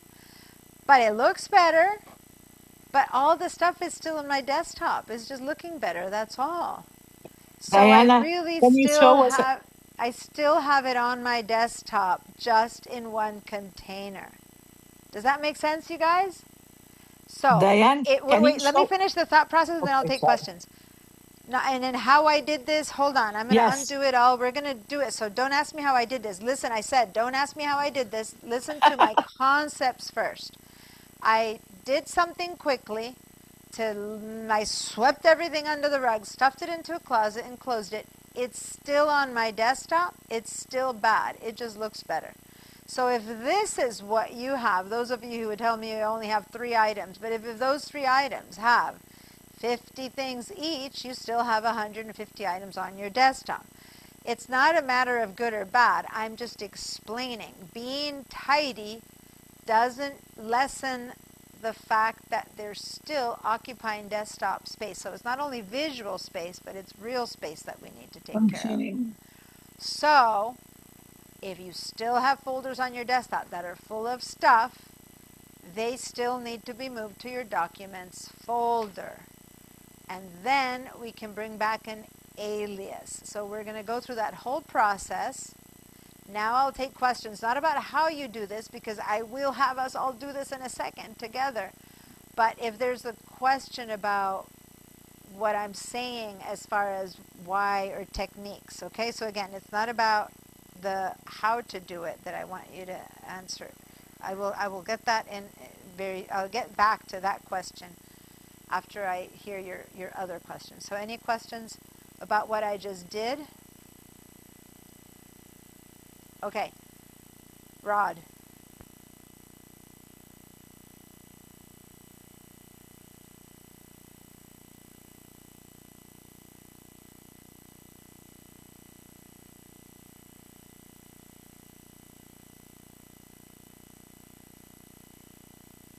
Somehow I don't hear you.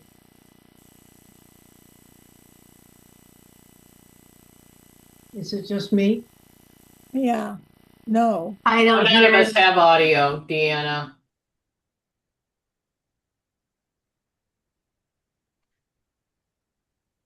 She's trying to figure out how to get it for us.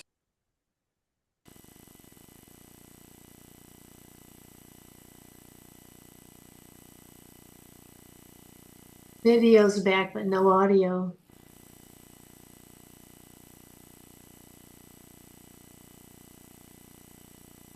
She had her finger up. I think she's working on it for us.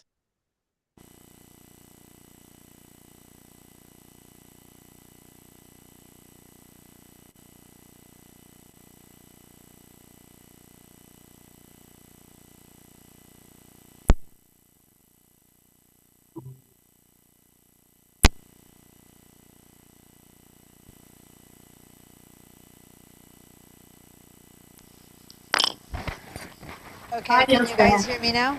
Yes. All right, so this time it took a little bit longer than normal because the microphone that I had actually ran out of battery, so I had to change microphone. So now I'm back. Okay, so normally all I need to do is restart it, but this time it was truly dead, so I have two. One is always charging while I teach, and the other one is always running. But I have both systems where one didn't charge last week, so I'm usually up to date, but now I have one less because we waited a whole extra week instead of every two, instead of two meetings, one, and so one ran out completely. Okay. I was saying something when you said he couldn't hear me anymore. I was answering Rod's question that no, if you have 94 items in a folder neatly organized, those 94 items still take up whatever space they take, and as long as they're on the desktop, it's still occupying working space that the computer needs. So no matter that they're tidy or not, they still need to be moved into the documents folder. Yes, Catherine? Okay, on mine, it said I had 157 items, but I really don't. On my screen, I have things in folders which should not show up until they show up. And I'm using Stage Manager on my desktop. Is it populating some of those numbers up? Because I don't see how I have 175 on my desktop. Okay, the Stage Manager is a whole different creature, and some of you guys don't know about it. It doesn't affect whatsoever these numbers. So if you have 175, turning the Stage Manager on or off makes no difference. But go ahead and share your screen, and we'll look Okay, take a look and see what's happening and where that stuff is. Hold on, let me share my screen, and then let me get into here. Let me get the participants off. Let me clear that. Okay, this is my screen. Hold on, I need to make it bigger for everyone here to see your screen. Let me, yeah. Okay. Oh, shoot, sorry. Oops. Okay, so are you seeing my, Yeah. So I'm this? looking at your screen. Okay, but you're not seeing all the other people on my Zoom screen. It's on not mine. covering. I'm seeing your desktop, and I'm seeing 1, 2, 3, 4, 5, 6, 7, 8, 9, about 10 folders, and then I'm seeing some scattered 10 or 15 files. Right. Okay, now let me point something out to everyone before I start helping you specifically. Let me. Oh, sorry. Did I stop? Yeah, I'm going to put it back up. Sorry about that. Let me just minimize. Sorry. Let me minimize. Okay. All right, now I can see it again. So now stop for a minute. Don't do anything for a second because I want to point something out. She has a folder, a folder, a folder, a folder. These are all folders, right? They might have a ton of stuff, or they might have a few things. I don't know. But those are the only folders she has that are truly on her desktop. This one, see these little tiny arrows here? These are aliases. So I'm going to do an X on this so that you can see those three that have a little tiny black arrow. You see that? 1, 2, 3. Those are the good kind of folders to have on your desktop, meaning the stuff is truly somewhere else and they are just appearing here. That's the alias that Denise asked me about at the beginning of class, and I said I will teach you about it. So these are fine. They're not occupying space, but I'm going to teach you that secondary, so I can't really explain it to you before we first learn how to move these others that are full-on folders of stuff to the right place, okay? But you're right. If you look at this off the top of your head, do you see 175 things? Because I don't, right? So where can they be? So let's go ahead and open a Finder window, and let's look at your Finder window where you read that number. Okay. Oh, wait a minute. That's under Desktop. recent. No, that's Yeah. Okay. You want to make this big? Yeah, I would rather still Mike. see. I would rather not. Could you not do that? Sure. Not make it big? Sure. Let me make it small. Yeah, for a second. Now, instead of making it big that way, can you grab it and just pull it down a little bit so we can see it bigger Sure. without having to necessarily take over? Do I have to click on it to grab that? Wait, Yeah, whoa. just when Move. it goes into double-headed arrow, for a second there, it was a double, there. Yeah. Now click and drag. Okay. So now, go to the desktop again. Oh, I'm in recents. Go to Sorry. the desktop here on the left Okay, side. yeah. Thank you. Okay. So see how this is where it says 175 items, right? You see that? Yeah. Let me actually clean some of these. On Zoom, we cannot see the bottom. Want me to move it up a I bit? can. One second. Oh, Okay. sorry. It's just too small. I'm clearing out my. Okay. So yeah, move it up a little bit. I don't. Technically, you probably have it set up. Whoever said you can't see it, you probably have it set up that what she's showing you is zooming into your screen. But anyway, so now if you don't move it anymore, I'm gonna make my little red, Right. pink. Yeah. Hold on. Gotcha. I need to clean up some of those pink lines that don't match anymore. Give me a second. Okay, let me give a different color. So that you can see, okay, bright green right now. Okay, so here it says 175 items, and she's on her desktop. Okay, but when I look at her screen here, right, I am seeing a lot more stuff than what I seem to be seeing there. Can you scroll up and down, so you can see? And yeah, clearly there's 175. There they are. And here are all her folders. Right Now, at the bottom. Now, what? if they have the cloud, are they up in the cloud? Not on my Yeah, computer? let's not go there for a Okay, minute. all right, I'll be Talk about- quiet. Yeah. Thank No, you. it's just that it confuses where they are. Okay, for yeah, us. no, I gotcha. But yeah, no. So if I were to now have you organize these so that the folders all get together, go ahead and go to kind. Click on kind. Oh, yeah. All right. I'm going to move it over a little bit because I can't You have the see. oh, Kind is, where is kind? View? Kind? no, hold on. I need to clean all my green markings now, because now that you moved that, Oh, I see kind. there's kind. Click on kind. Yeah. And now scroll up, because you'll have all your folders at the top. Great. Okay, so now that she's organized by kind, okay, you guys see that? Now, these are the same folders that she has here. Look at the names. I don't know if you can tell. It's the writings, there's the CL logo, there's the CL logo, there's the miscellaneous, there's her miscellaneous. I mean, if you start, there's websites. Can you tell? Those folders are the same as these? Yeah?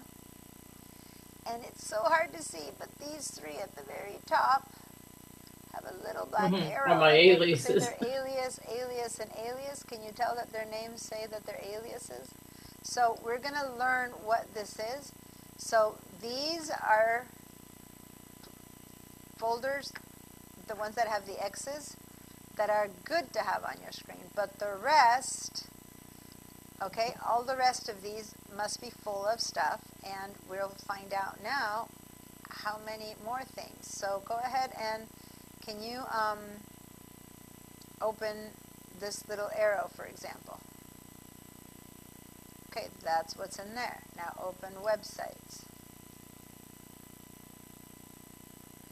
Now there's another folder in there. Now open that. So now we're going up to 216. Does that make sense? All of these keep being things that are on her desktop. That number keeps climbing. Yeah. Now, if you wonder where all this stuff is, right now, the best guess I have is that I think you have a lot of stuff hiding under there. Like if you go in here and move one. Underwear. Yeah. Click on under yeah. that one? Yeah, and drag it out. Yeah. Put it somewhere. Yeah, just drop it. I see. So you have a very nicely organized stat. All your 175 things are there, stacked one on top of the other.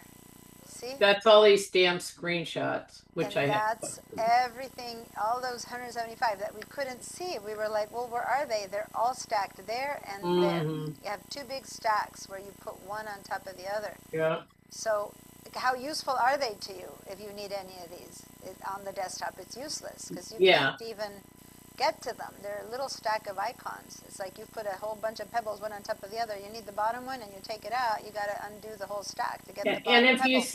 and you see they're all screenshots. So that was my question. Because I screenshot, then I have to go move to photos. But maybe there's another way I don't have to put it on the desktop. Yeah, so we're gonna talk about that. But I was trying to explain how come the numbers are so huge and her desktop looks kind of empty. Because she's just stacked them all one on top of the other. And so they look tidy, but they're just as bad as before. So she really has thousands of things on her. I mean, we've only opened one folder. If she keeps opening folders and folders and folders, she might have hundreds of things in each folder, right? So basically, her true answer to this might be 1,500 things. I don't know. But all those things are on her desktop. So now we're going to stop exploring. I'm going to turn your screen off. Thank you for sharing. And I'm going to start trying to give solutions to this. But is anyone else in this situation where you have... Hi, Thomas. Thanks for joining us. You joined us while I was in the middle of sharing a screen, so I didn't acknowledge you, but I just see you there, and you're muted. I couldn't get on. I didn't have your lengthy password and all that. So anyway, okay. Did you not I get finally my email? found it on my iPad. Okay. So I sent you an email this morning with the link. I noticed that after I had looked on my email. So I don't even know where to find my emails on this machine right here, the new one. Okay. Well, that's partly what we're going to be fixing, not in the Mac Level 1, but in Mac Level 2. We're going to go through everything that does it do with email, and that starts in like 2.5 weeks. But right now, find it on your iPad then next time, and that's good enough. As long as you have some way to find the email, it's the same link every time, by the way. So if you guys just keep a bookmark or something, you'll find it. But if not, just at least keep one of my emails. And if not, know that the morning of every day of class, you will find an email with a link, okay? But it's the same one for the whole class. It's different than the intro to the Mac. Rod, last week did you get my email? You were in the intro to the Mac. Rod, last week you were in the intro to the Mac link, not in the Mac Level 1 link. But I didn't find out about that until after class when I closed and I saw that you were in the other link. So each class has its own link, okay? By the way, I copy the link and paste it onto the calendar. Yeah. So that I can just So one thing you can do, if you know how to do it the way she's talking about, and I'm just going to say, if not, I will teach you, in Mac Level 2, I will teach you this. But this is what she's saying. She gets my email, she copies the link, and then in her calendar, you make an appointment for the class, and you paste the link in there. So then you don't have to go find emails. You just, at the beginning of the day, like when I teach my class this evening, I'm just going to go here and just say join, and I'm just going to go to that Zoom. So that's something I'll teach you in Mac Level 2. We'll talk about calendars. If you know how to do that, but you never thought, oh, that's a good use of calendar space, then there you go. So, but I won't teach you how to do it until 3 weeks from now. But you can, if you know what I'm talking about and follow her instructions, that's a great way to do it. Okay. All right. So basically, what's happening here, I'm going to undo, and there we go. There's my mess again. Don't ask me how I did or undid it. Now I'm going to do it for everyone, and we're all going to do it. So I just did an undo. I undid what I did before. What I had done before is put everything nicely away. Now what I did is I am putting everything away. I unpacked the folder. Okay. Oh, Diana, before Yes. you go, I know on the PC there is a button says undo, but I don't know where is it in the Mac. Do we have that? A button Yeah. say undo? The shortcut is Uh-huh. Command Z. But hold on, I'm Oh, looking at the okay. schedule. Perfect. Am I past Yes, you passed the break time. time? Yes, I Yeah, know. You past did. break. I had to Yeah. take the sound off because there was no class last week, and I must have taken the alarm off. Okay, so let's do this. Before I start showing you how to organize all your stuff, and before I start showing you all the, before you guys start responding, about how you're organizing and what's happening, let's take our break. Thomas, I'm sorry, you just joined us and it's time for break. But wait for a minute there, Rod, because I want you to walk over and get yourself signed up to the class, okay? Because you're not in this class yet. You're in, but you're not. Okay, I'm going to help you with that. All right, time. Where's the time? It's 2:29. Okay, so if it were 2:30, that's 2:45. So be Set the timer for 15 minutes. back at 2:45 p.m. Okay, make sure to be back a little bit earlier so that by 2:45 p.m. we're starting. I'm going to put everyone on hold, and I'll see you guys in 15 minutes. You want to record the break?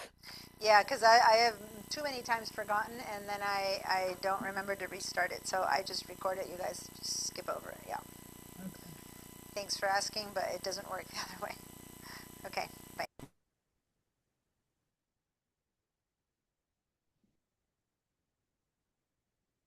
Break time.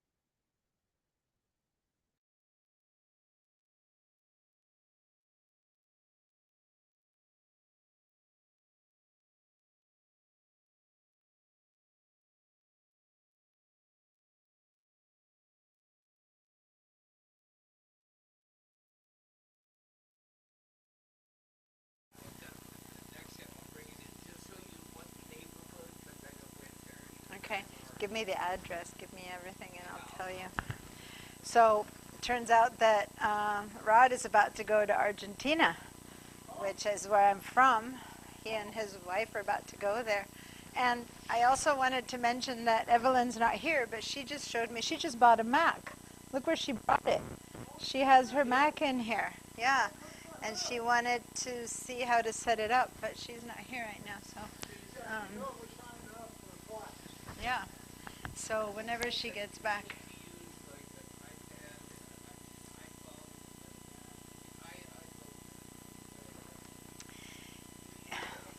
The whole, brand names.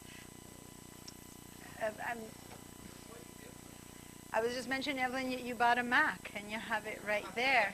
So let's do this, and I don't know how much time we'll have, but let's push this out of the way a little bit. And then let's just pull it here.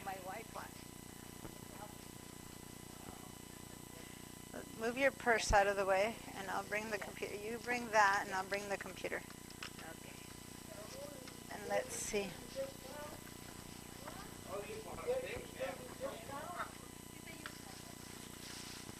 It's a used computer, and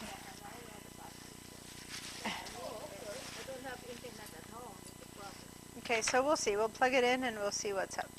But I plugged it in, and now I'm turning it on, and we'll see, because I do have to attend to the whole class, but while that's running, so I don't know if you guys can see her on the side computer. On the side here, let me spotlight for everyone our classroom, and way over here on the left side, Evelyn's putting up her Mac that she bought. Okay. Anyway, okay, so we'll wait until it all is set up before we do much. Okay, the conversation that we were having about where things go is what we're going to tackle first. And so I'm going to share my screen, which is my messy screen again, because it's all a mess. And Thomas, you missed a little bit that conversation, so let me just summarize it. I have a big spread of mess on my desktop right now, and we were talking about where that should be, and it shouldn't be on my desktop, where it should be, and again, all these shoulds in my life, but in this case, it should be that these things take a space that on the desktop, they take up space that the computer needs to perform efficiently. So I need to get them off the desktop and into the Documents folder.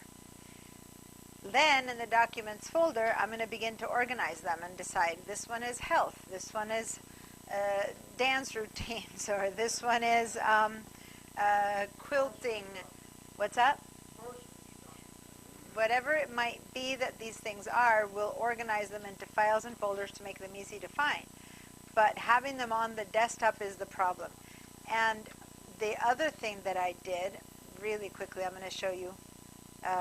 If you gather all of these and put them into one folder, thus making it look cleaner, it's not any better for the computer's functioning, because it's all still just organized into a folder, but they are still occupying that space. Just because you have, it's not strewn all over the place, but it still is there. Imagine a suitcase that's empty or full.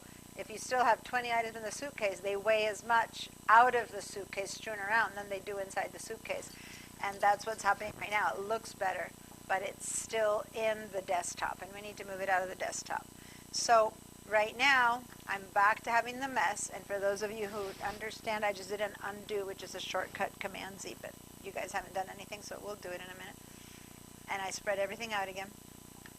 So what I had everyone do is go to the Finder and open a Finder window, and that's where we're going to start our organization. We're going to start from the Finder window. So open a Finder window and give me a yes once you all have a Finder window open.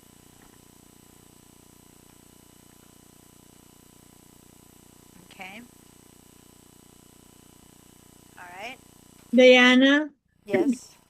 so when you say open the Finder window and I opened it, what came out are You should like see it. recents and things like Yeah. that. Is So that what under reset, so everything you see on the sidebar, we're gonna head and click on the desktop.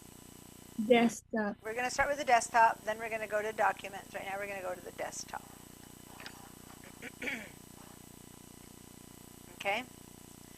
So again, some of you already reported that you had 3 things or 10 things or 50 things or 175 things. So however much stuff you have, you would see it down here at the bottom of that Finder window if you took my last class.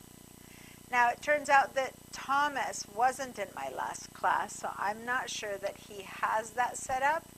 So I'm going to check in on him for a second.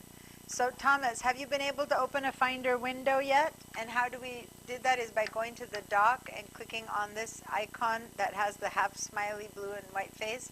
Click on it one time and a window will open. And then you should see somewhere on the sidebar the word desktop and click on the desktop.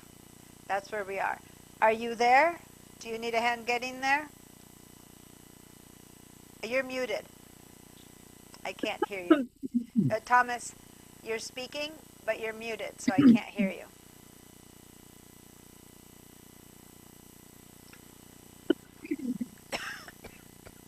You need to unmute. Okay, There we go. now. Okay. So, have you been able to open a Finder window and click on desktop? Yes, I sure am. Okay.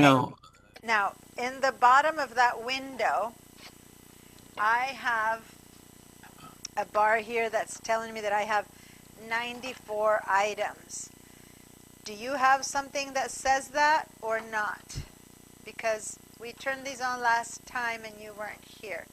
So 94? No, I let don't. me just show you for a second. For people who don't have it turned on, the window ends empty, just like that. Is that how you have yours? Or do you have something that says that you have 4 items or something like that? Just a let me recall it here. I'm getting your window instead of mine here. Yeah, I'm going to stop my share so you can look at yours. Okay, now, So Finder. how can I help Okay. you, Evelyn? Okay, so head over here.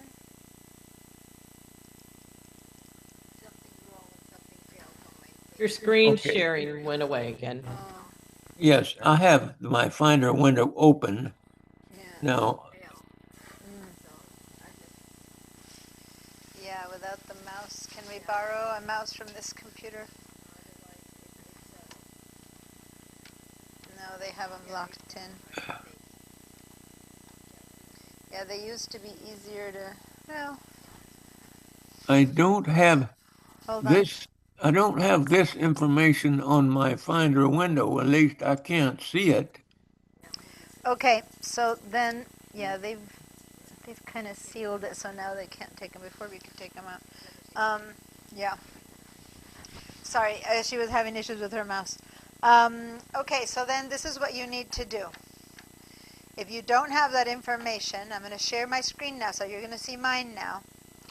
And you guys, for those of you who don't know how that number appeared there, it's because at some point in your times in class with me, I told you to go up here to the Finder view and to turn the show status bar on.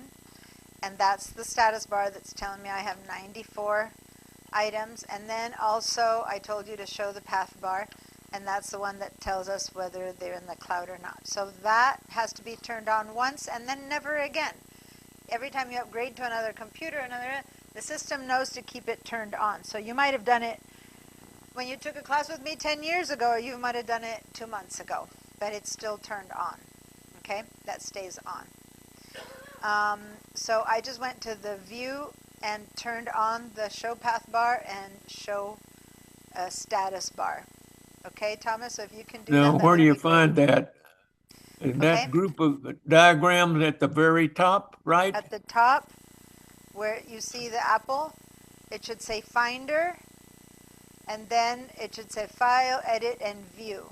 And if you see Finder, File, Edit, View, when you click View, then you need to turn on, you could go down, all the way down, and it says View, Show Path Bar, Show Status Bar. You need to turn one on by one. So I'll turn one on first. I'll click on Show Path Bar, and then I go back up, and I say Show Status Bar. So I need to turn those two on. I'm going to let you do that. I want to move forward while people are still with me because we've delayed quite a bit today's class, and I want to keep moving forward a little bit. Meanwhile, you just work on turning on those two bars. All right.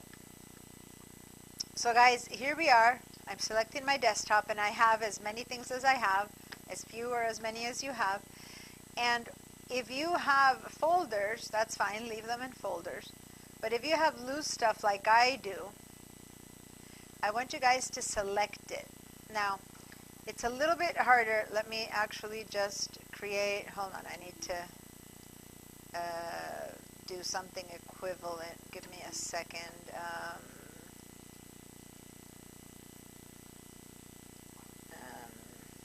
Give me a second. I'm doing something just so that we have, okay. So when you have a lot of stuff on your computer, you might have them mixed up. Like you might have a folder mixed amongst, like I here in my documents, I have folders, but I have them all tightly pointing at the top, and see like that. But you might have them mixed up. You might have a folder here in the middle and a folder here and there. So the best thing is to click on the word kind so that you organize by kind. So then the folders go to the top and the rest, the loose stuff, falls underneath. Does that make sense? So I want everyone to go to the word kind and organize by kind. Are you able to make it work now? Yeah, if you can't have the mouse isn't, yeah, if the mouse isn't working, I can't really help you right now. Okay, so over here on the desktop, hopefully you're all viewing it as a list. So this is something we had set up last week. But if per chance, watch, the view here says as icons, and you're looking at your desktop as icons, then you will not see the choice for kind or anything up there. So you need to change your view to as list. Then you will see the name, date modified, size, and kind. And when you click on kind, it will then organize the folders to show up at the top. If that's working for you, and I'm going to clean your answers so that you can all give me a yes, then give me a good old yes if that's working for you, that you were able to put your folders at the top. Some of you might not have any folders. Say so that. you're not Say that sure. again. In your On the top? desktop, if you organize, watch. If I decide to organize something by date modified, and I click here on date modified, then things get organized by the date. If I click on size, they get organized by size. If I click on kind, they get organized by kind, and then the folders are going to go up to the on the top. Okay, got you. or not, Okay. or names. Now, I have something else turned on. I have another feature turned on from before that is making the folders jump to the top, and that's got to do with system settings. But what I'm trying to do is I want you guys to put all your folders in one place. And now I want you to select all your loose stuff, and then we're going to decide where they go. But we're going to put all your loose stuff in one folder. And all your loose stuff is everything else. So watch what I'm going to do, guys. I'm going to click on the top of my loose stuff. Then I'm going to scroll down to the bottom of my loose stuff. You guys might only have 3 things, but I have 94, so I have to scroll quite a way. And now I'm going to hold down the Shift key and then click on the last loose stuff. So now everything is selected. So let me show you this again. When you want to select one thing at a time, things just deselect. The other one deselects. But if you want to select 4 things at a time, you select one, you hold down the shift key, and then you select the 4th. And everything in between gets selected. So if you You're not select, sharing. You're not. Oh, here you go. yes, Now. I am. So if I select one thing and then hold down the shift key and click down here, then I have 20 things, right? So my goal is for you to select everything that's loose. So I'm going to go to the topmost one that's not a folder, go to the bottommost one, hold the shift key, and then click, and now everything got selected. You see that? Everything got selected. I don't care if it's good, bad, screenshot, novel. If it's loose on my desktop, it's being selected.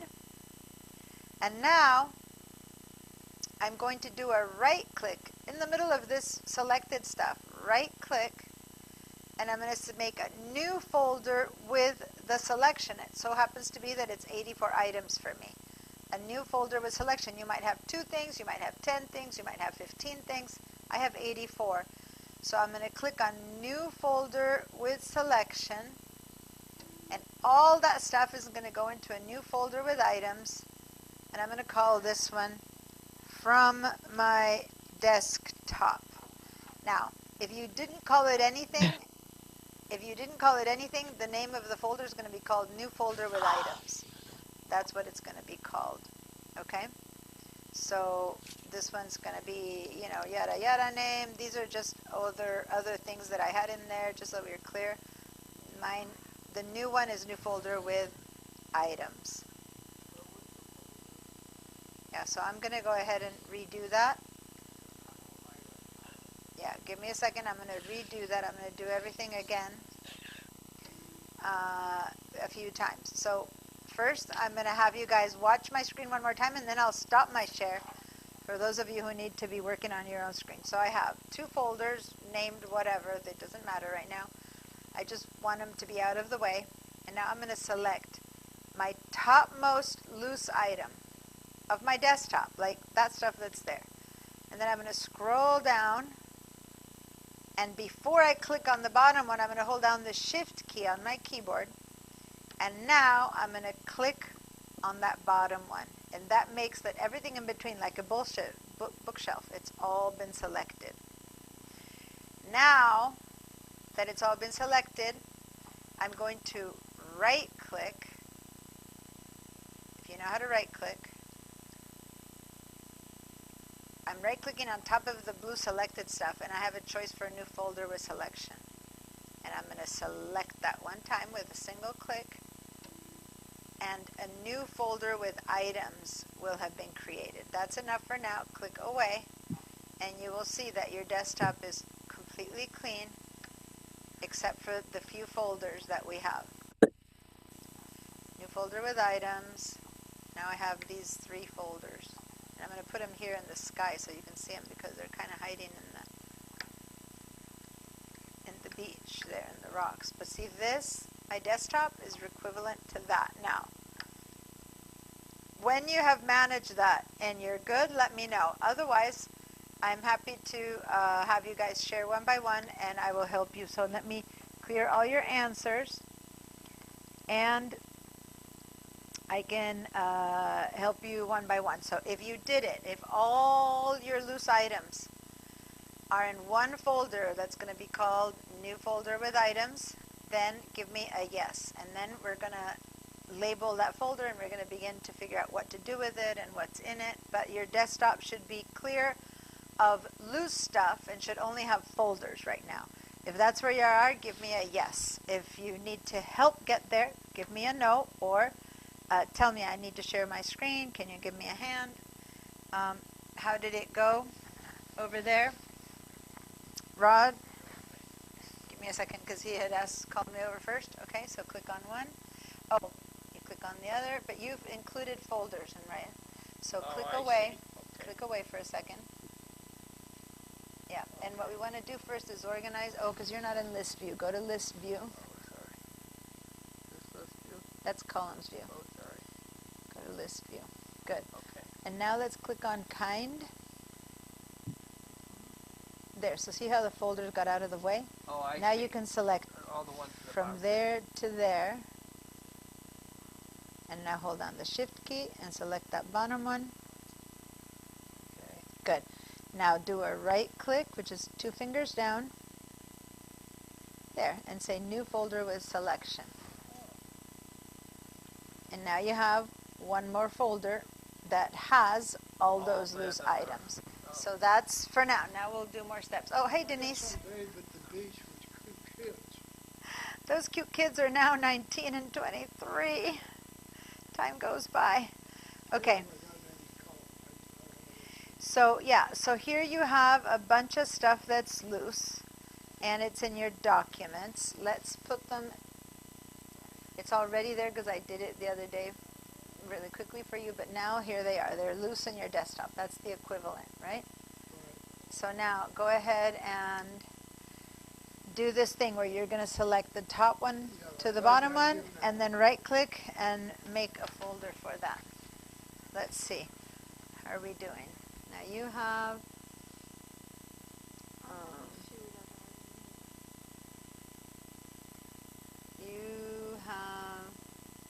stacks. Okay, can you open your Finder window for a second? Okay, and go to your desktop. Okay, and make it a little bigger so I can see. Okay, so you have, that's a alias, and then you have just, I don't know, 15 things or whatever. But you can't tell the way you have them because those are links. Those are all in your document. Let me just click for a second. Let me close this up. And then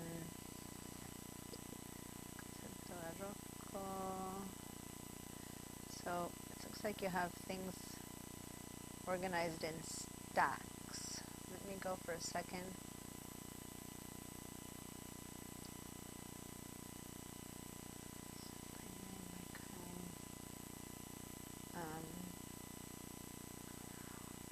Let me just see for a second.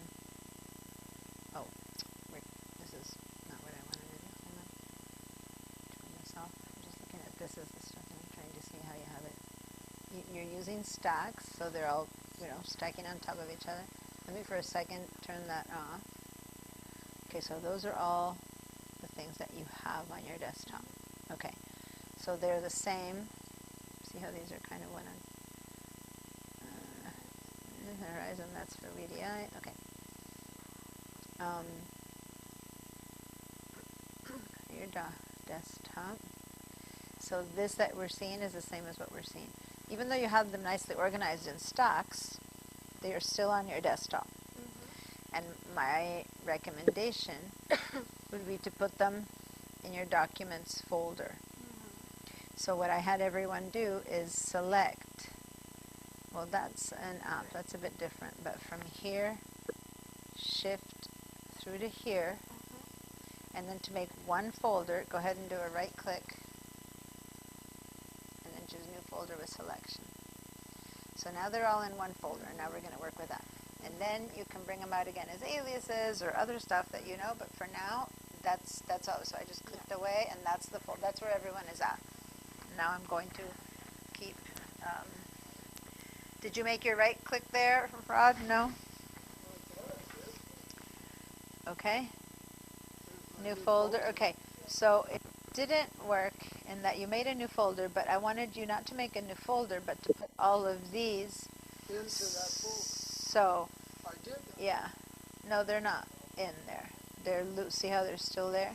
So you can drag them in there if you want, or you can right click and make a new folder with your selection, your choice. Either way, it's going to work. So either drag that into there, and they're all going to go in. Yeah, wait until there, and let go. There you go. That worked. Now they're all there. Or you could have made a folder, but you did it this way, which is fine. There's always, was it 10 ways to peel a cat? No, what's the saying?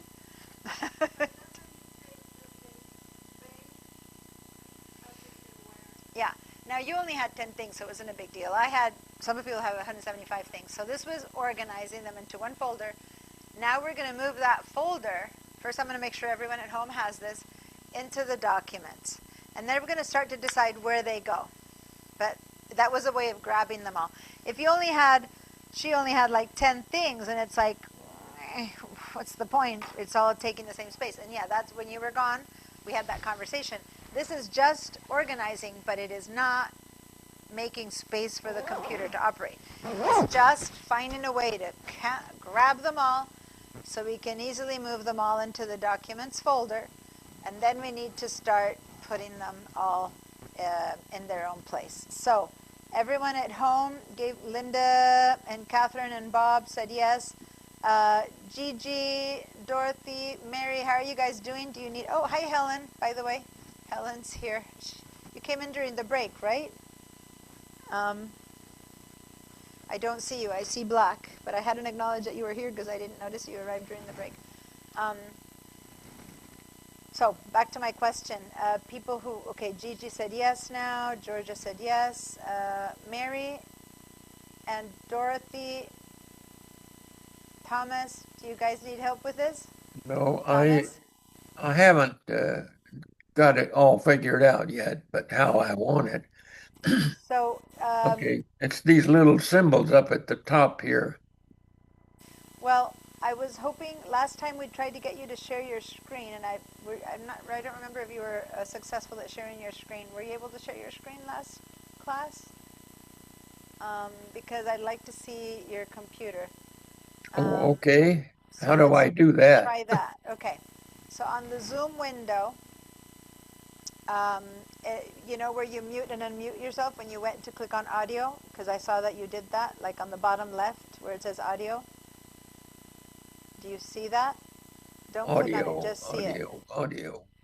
Bottom Like if you right. had to silence yourself and unsilence yourself, bottom left of your Zoom window. Zoom installer full package. Is that what it is? That place where you see my photo and the photo of all the class, it's surrounded by black. Yeah, that's your Zoom window. Yeah? At the bottom of that Zoom window, it says words like audio, video, participants, chat. Audio, video. Oh, yes, yes, yes. There you go. Now, further to the right, it says participants, chat, reality. Chat, Do you see share? share, yes. Okay, click on share. Okay, so the next window that you're looking at has, and the bottom of it, it has the word share again in blue, white letters with a blue button. Do you see that Okay. one? Okay, click on that one again. Open Zoom Workplace to share your screen. Yeah. Yes. Okay, so when you click on that, say if it says open, go ahead and say open. Okay. Now, that's screen and system audio recording. Say okay. Yeah. Keep reading to me. The first time only you have to do all this. Then it just knows. It never does that again. Okay, keep reading to me. What next? Thomas, what's next that you see? Next. What else does it say? Because it's not ready yet. Oh, Zoom Us. You want to get that on? Yes. Okay. Turn on the Zoom button. It says use. Might ask for your computer password. Yeah, I'll have to put my finger on here. Yep, your finger.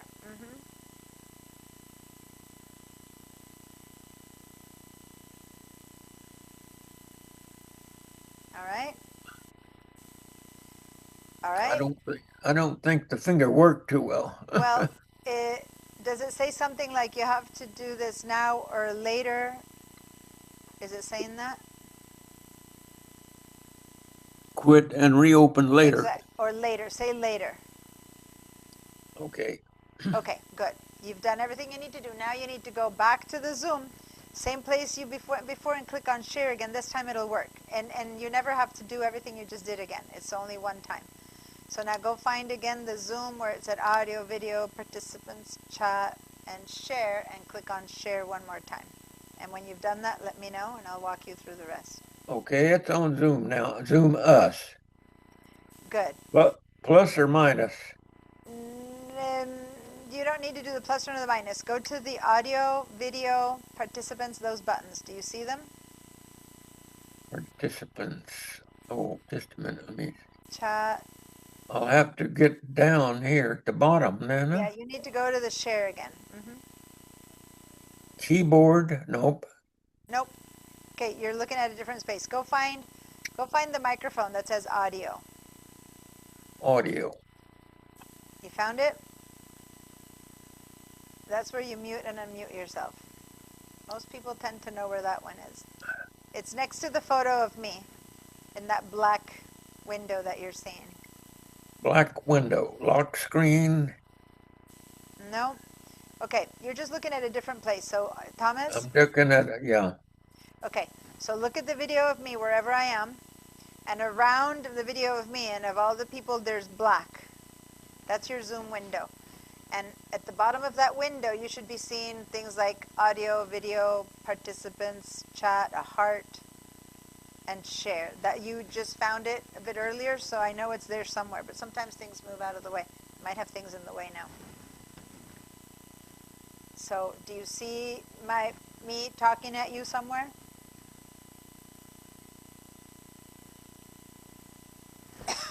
Thomas, speak to me because I don't know. No, I don't. You don't see me talking at you anymore?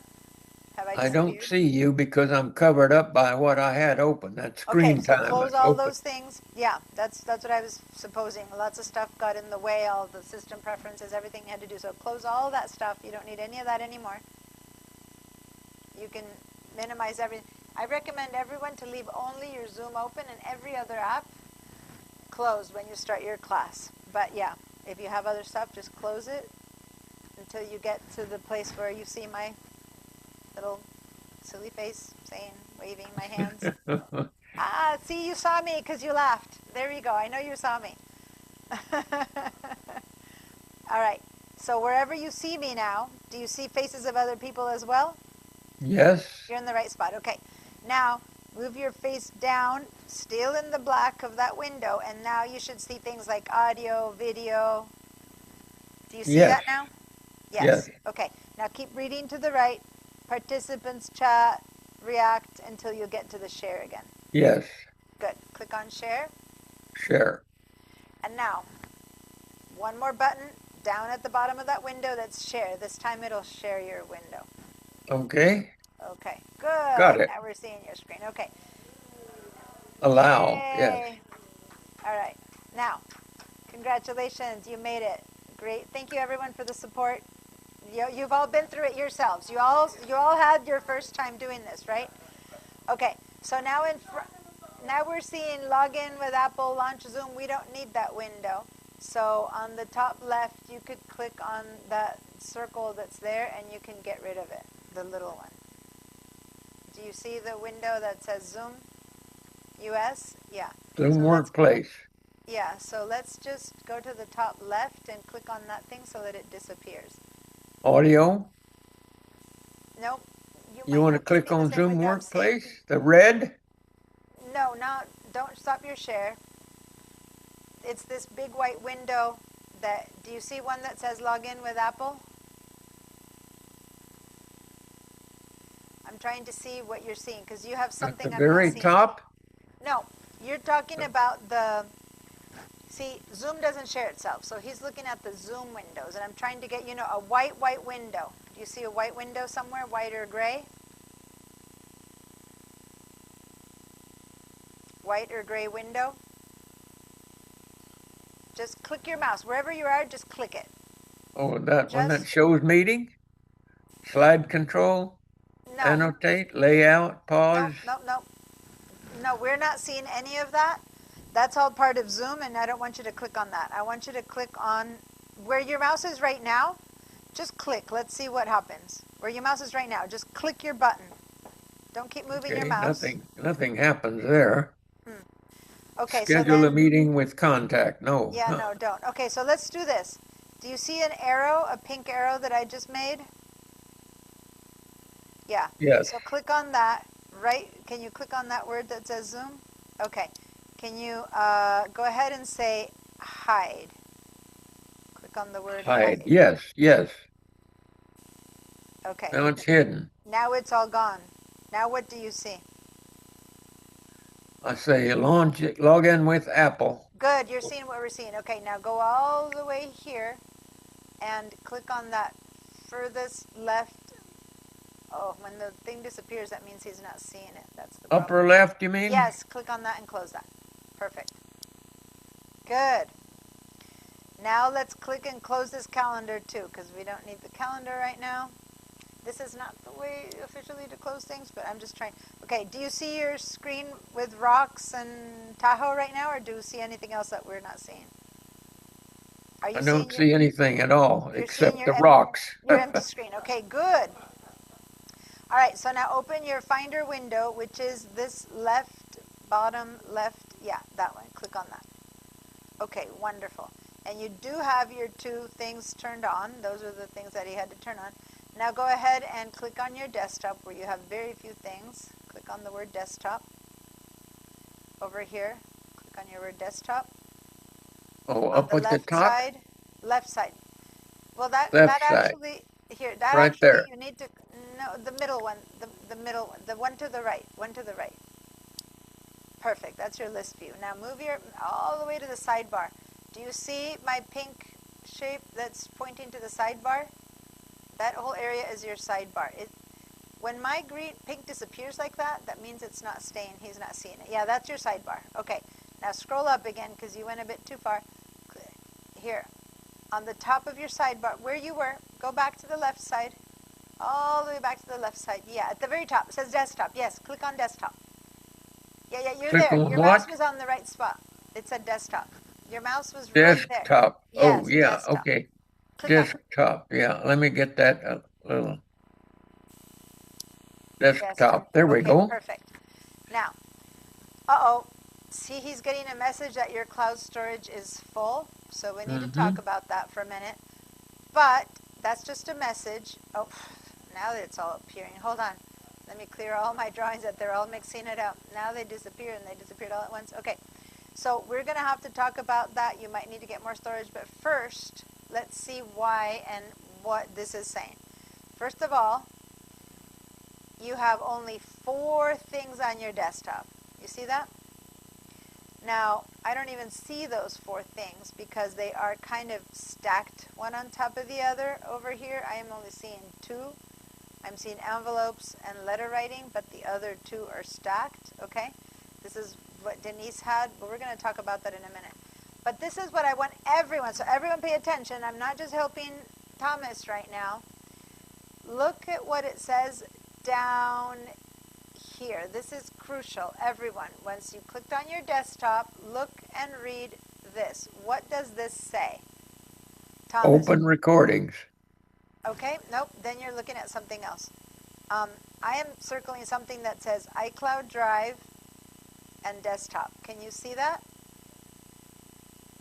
iCloud Drive. No. And no, so you have something else in the window. Some open recordings. Do you have a Zoom window on or something? I can't move that desktop like I can some of them. Okay. It says open recording. That's all I have. Yeah, no. If you have a window that says open recording, go ahead and if you can close it or drag it out and move it. I think the problem is that when he shares his screen, like when I share mine, the Zoom portions of it don't share themselves. So he has something in the way covering what we're Down trying to here it says iCloud Drive or desktop. Perfect. That's what I wanted you to see. Great. Okay. Does everyone see that on their screens? All right. Let me clear your answers, guys, because this is for everyone. So everyone wake up. I'm not just helping Thomas. I want because sometimes, you tune out because you got it. But now this is for everyone. At the bottom, once you have your desktop selected, at the bottom of your screen in that path bar, it would say 2 things. It will either say desktop, iCloud Drive, like his does, right? And it means that your desktop is in the cloud. And I have so many pink things, I'm hiding them. I'm just going to delete them.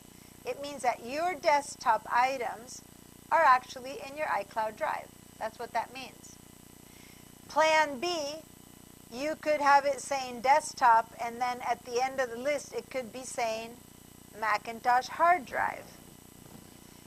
Let me show you what else we need to discover here. Go to the word documents now on the left side on the sidebar. Thomas, you know how before you had the desktop clicked? Document. I see documents Now see there. documents. Click on documents. Click on that. Click on desktop. Yeah, click on documents now. One under desktop, it says documents. Can you click on that? Okay. Right underneath desktop, like literally half a quarter of an inch lower, it says documents right there. Can you Yes. click on documents? Yeah. And click on the word, not on that little, yeah. So you know how you're clicking on a little, don't click any of those. Click away. This is so not good to click away. Put your, yeah. Don't click on the icon. No. Don't click on that little cloud icon, please. And I'll tell you why later. Click on the word documents. It's just a little bit more to the left. There The you word go. Yes. Click on the word document. You're doing a right click. on this symbol here in front Just of a document. single click. Yeah, a single click, not a right click. A single click with one finger. Okay. No, you're doing a right click again. How are you clicking your finger? Maybe you're using the right side of your mouse, or do you have a pad, a touchpad? What are you using? It says open a new tab, Yes. show in the closing folder, download now. Yeah, I don't want any of those. I want you to click on some white area to get rid of that. Yeah. So now my question is, when I tell you to click on documents and that window is appearing, it's because you are doing a thing called a right click. What are you using, a mouse, or are you using your finger on a laptop? What are you using to make your click? Thomas, are you using a mouse, or are you using your finger to make your clicks? What are you using? I'm using this mouse here. A mouse, okay. So make sure that your mouse finger is on the left side of your mouse, not on the right. And then Yes. click again, because when you click, you are using the right side, and you're giving me a right click. Click instead on the left side. There we go. That's an actual click, okay? Before, that little menu that was appearing, that's because you were doing a right click. Okay. So once again, it says your iCloud storage is full. We'll delve into that in a minute. But once again, his documents are in the iCloud drive. Can you see down here that it's saying that your documents are in the iCloud drive? Yes. You guys? All right. Now, this is everyone has to answer. In your computer, if your documents and desktop are exactly like his, and they say that they are in the iCloud drive, give me a yes. Remember the green yes and no? Give me a yes, my stuff is in the iCloud drive. If instead of this, it's saying that your stuff is in the Macintosh hard drive, give me a no. For example, Rod at school, in the school computer, his stuff is in the Macintosh hard drive. How about Denise? Yours, what does yours say?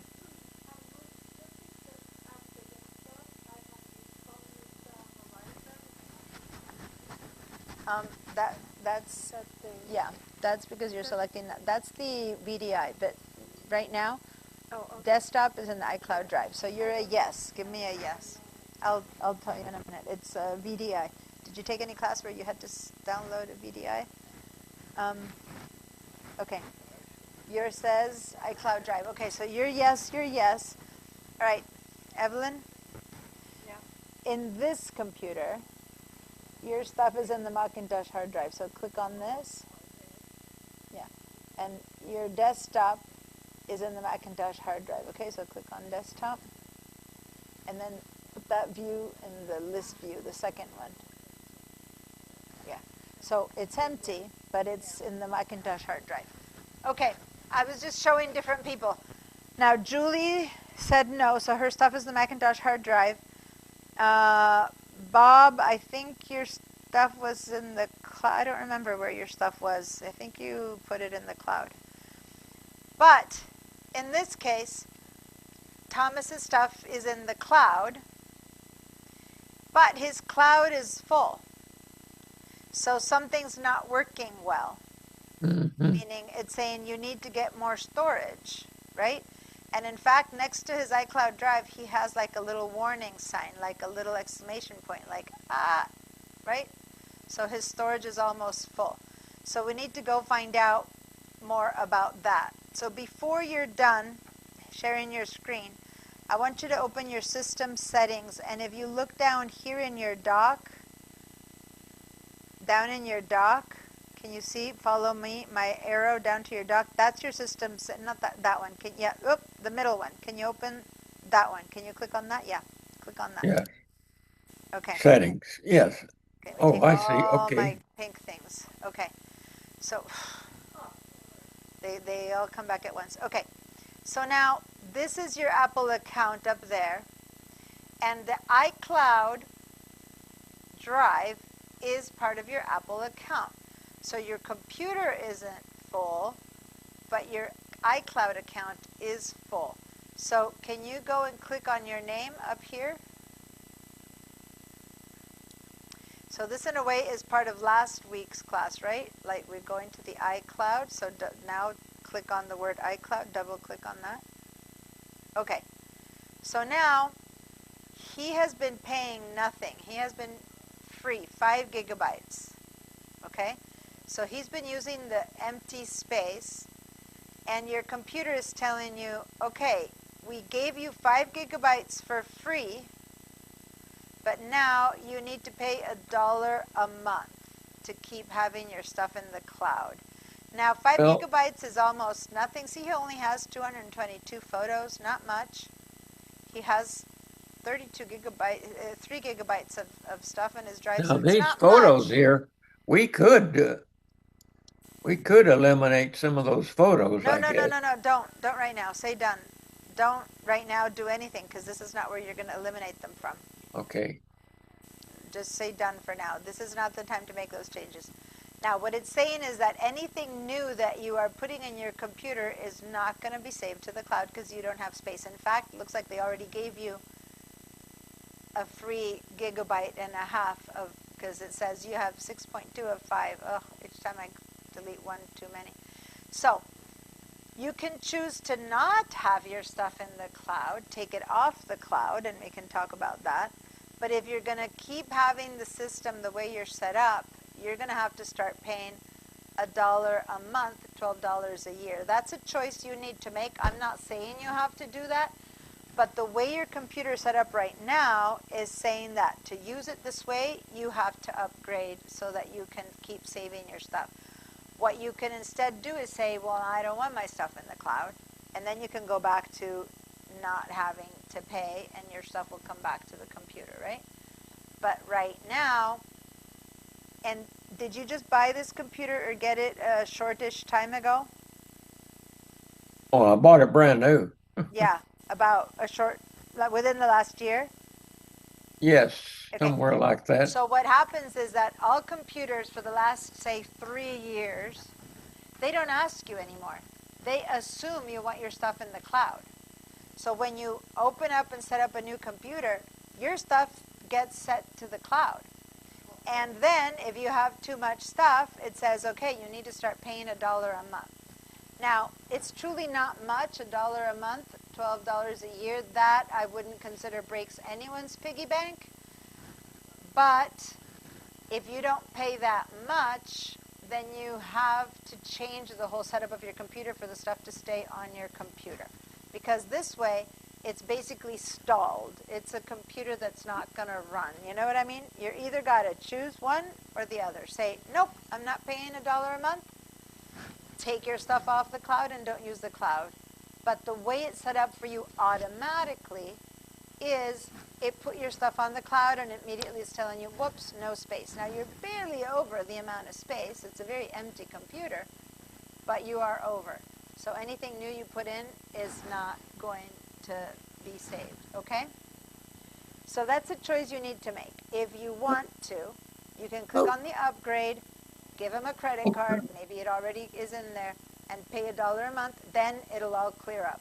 If you want to say no, then we need to turn some features off so that your stuff stops going to the cloud. Thomas, I'm going to make you let that choice yourself. Again, I can show you either way, but 99% of the time, 99.9% of the time, the easiest option is to pay $1 a month, okay? Because then you don't have to worry about backups and just everything kind of flows and anything you have goes around and around automatically. So when you're ready to make that choice, tell me. Right now you're stalled. You either have to go forward or backwards. Where you are is stalled. I'm going to stop your share. You think about it. And when you're ready to make one choice or the other, let me know. I've stopped your share now. And then I'll help you either move forward with putting $1 into that or taking it all off and retreating and not having your stuff on the cloud, okay? That's a choice I'll let you make. Meanwhile, I'm going to keep going with the class. Yes, Georgia? Diana, does he need to know how much capacity he has in his computer? Yeah, he only has 6.5 megabytes, so no, that's $1 a month is going to be more than enough for a long time. The 6.5 megabytes is the amount of the files. How much space does he have in his computer? Yeah, so now that's what we're going to go explore, you guys, because we only went into the conversation of cloud because of that message, but today my conversation is about your computer. So now I'm going to take you all to see how much space you have in your computer for all this stuff, right? And then we'll see clearly, though, that stuff that he has in his computer is very little because it's not, you know, maybe he has more and it's just saying it's too full. I can't show it to you. So we're going to explore that now, but the whole class is going to explore that. So I stopped his share. He can now follow the whole class.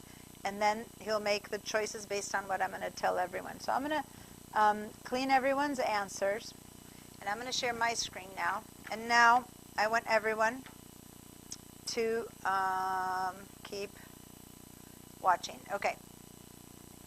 So that's my desktop. I also have my stuff in the cloud, as you can see here. My documents. They're also in the cloud. And do you see that next to desktop and documents, you know how there is a little cloud icon there that he had as well? Okay? So that's another indication that's saying it's in the cloud. Now, what does that mean? It means that I am seeing my files on my computer. They look like they're on my computer, and they are. But whenever you see one of these files, they are like their home. Let me get my colors here. Their home for everything that's in my documents is the iCloud. And the home for everything that's on my desktop is the iCloud. As opposed to, look at where my applications are.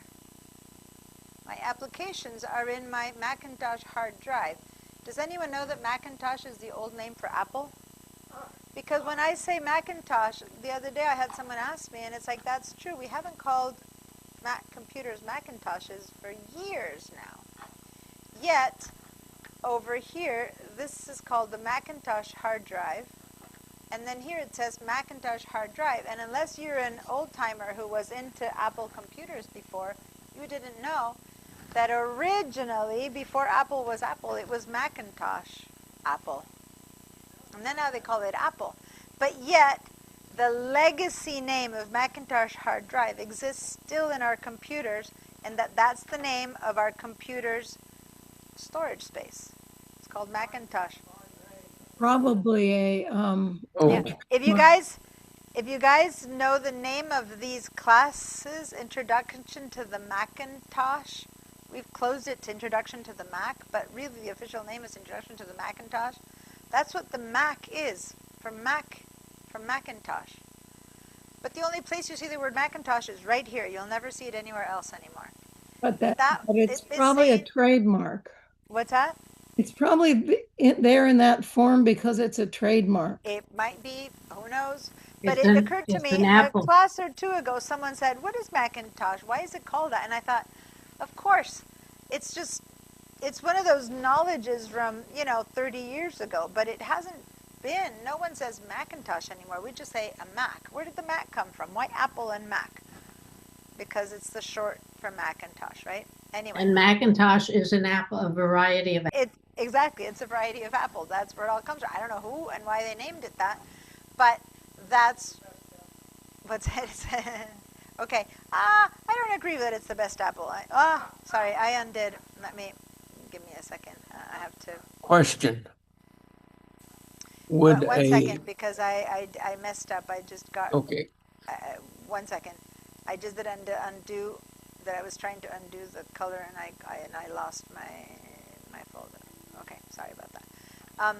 So before you ask me a question, I wanted to point this out, that applications for every one of us, go check it out, are in your computer. Macintosh hard drive means it's your computer, your physical, that thing that you're touching. That's where they are. They don't live anywhere else. What else lives on your computer? On the left side, I'm going to choose the word downloads. Downloads also live in your computer. I mean, think about it. What's the word download mean? It means that you got it from somewhere and downloaded into your computer. So the applications and the downloads are the two things that live in your computer. If this computer dies, my downloads and my applications die with it because they are nowhere else. If this computer dies, everything that's on my desktop and my documents is in the cloud, so it won't die with the computer. It's like, imagine that you turn on your TV and you're seeing a channel, you're seeing a series, whatever you're watching, and then your TV dies. All you need to do is buy another TV, turn on that same program, and boom, you're seeing it again. That's what desktop and documents is like. The stuff didn't disappear. But applications and downloads is truly living in your computer's hard drive. And if your computer's hard drive dies, whatever is in here dies with your computer. Does that make sense? Like, does that story I just told you make sense to you? Yes. Of where things live? Okay. So, some of you, and I see there's a question there, Thomas, but let me finish this whole explanation, then I'll start taking questions. Two of you, I believe Julie, and I'm not sure if someone else here answered. When they went to desktop and documents, they also saw the word Macintosh. For sure, Rod and Evelyn here on their school computers, they saw the word Macintosh. Because their school computers, the stuff is not on the cloud. How about, and Julie, I know her stuff on the cloud. How about anyone else? Georgia, anyone else at home has their stuff on their computers and not on the cloud? No. Everyone else has their stuff on the cloud, I think. Okay, all right. So now let me get to Thomas's question. Yes, Thomas? I am changing over to the Macintosh the first time. Now, I have an old hard drive that was in my other computer. Is there any way that it's going to work on this Macintosh? Was it an external hard drive that you plugged in? Yes, it was. It should work, yeah. You should be able to plug it in and bring it in here. Okay, But- then I'd have to use one of these over here on the left side where I put my extra except for keyboard. listen, the old hard drive is possibly going to use, can you look, hold on, I'm going to stop my share. Because on the right-hand Hold side, on. I have one thing, and it's Hold my on. sound system that I Hold have. on, Thomas, listen to me. Okay. Your old hard drive will have this type of connection, Okay. and your new computer does not have this anymore. No. So you need to buy a little adapter.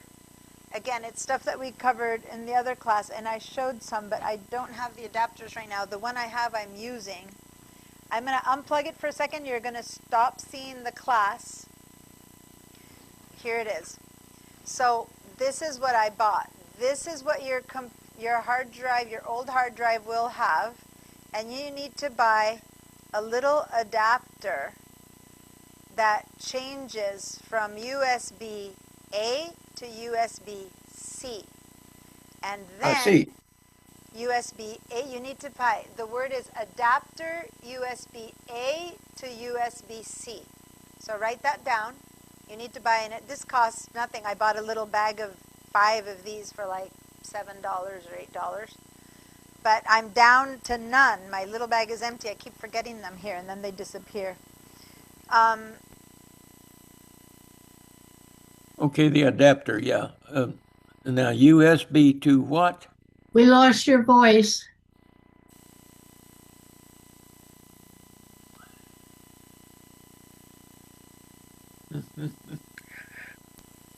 Okay, can you hear me now?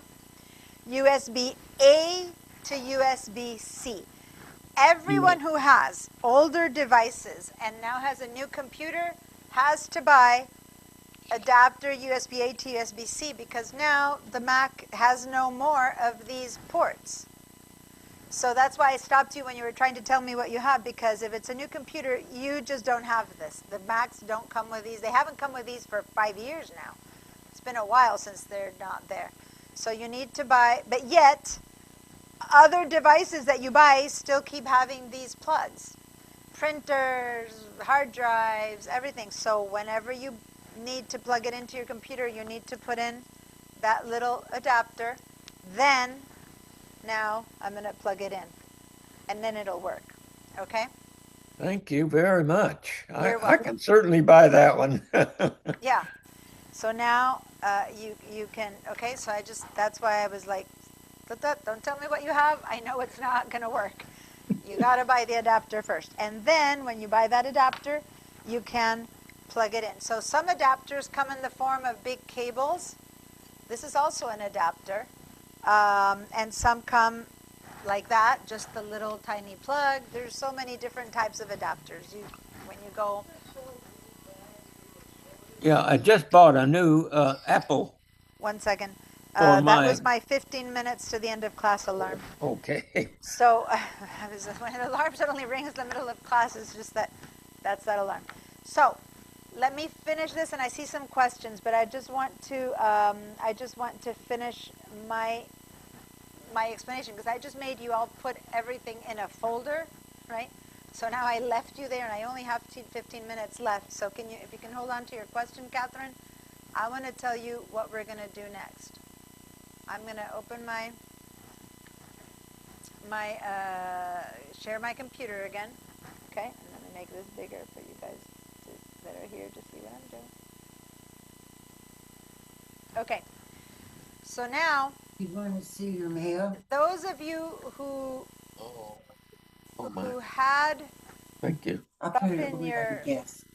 desktop, we saw how some of you had one folder, but it had 150 things, and so it's still a bunch of stuff.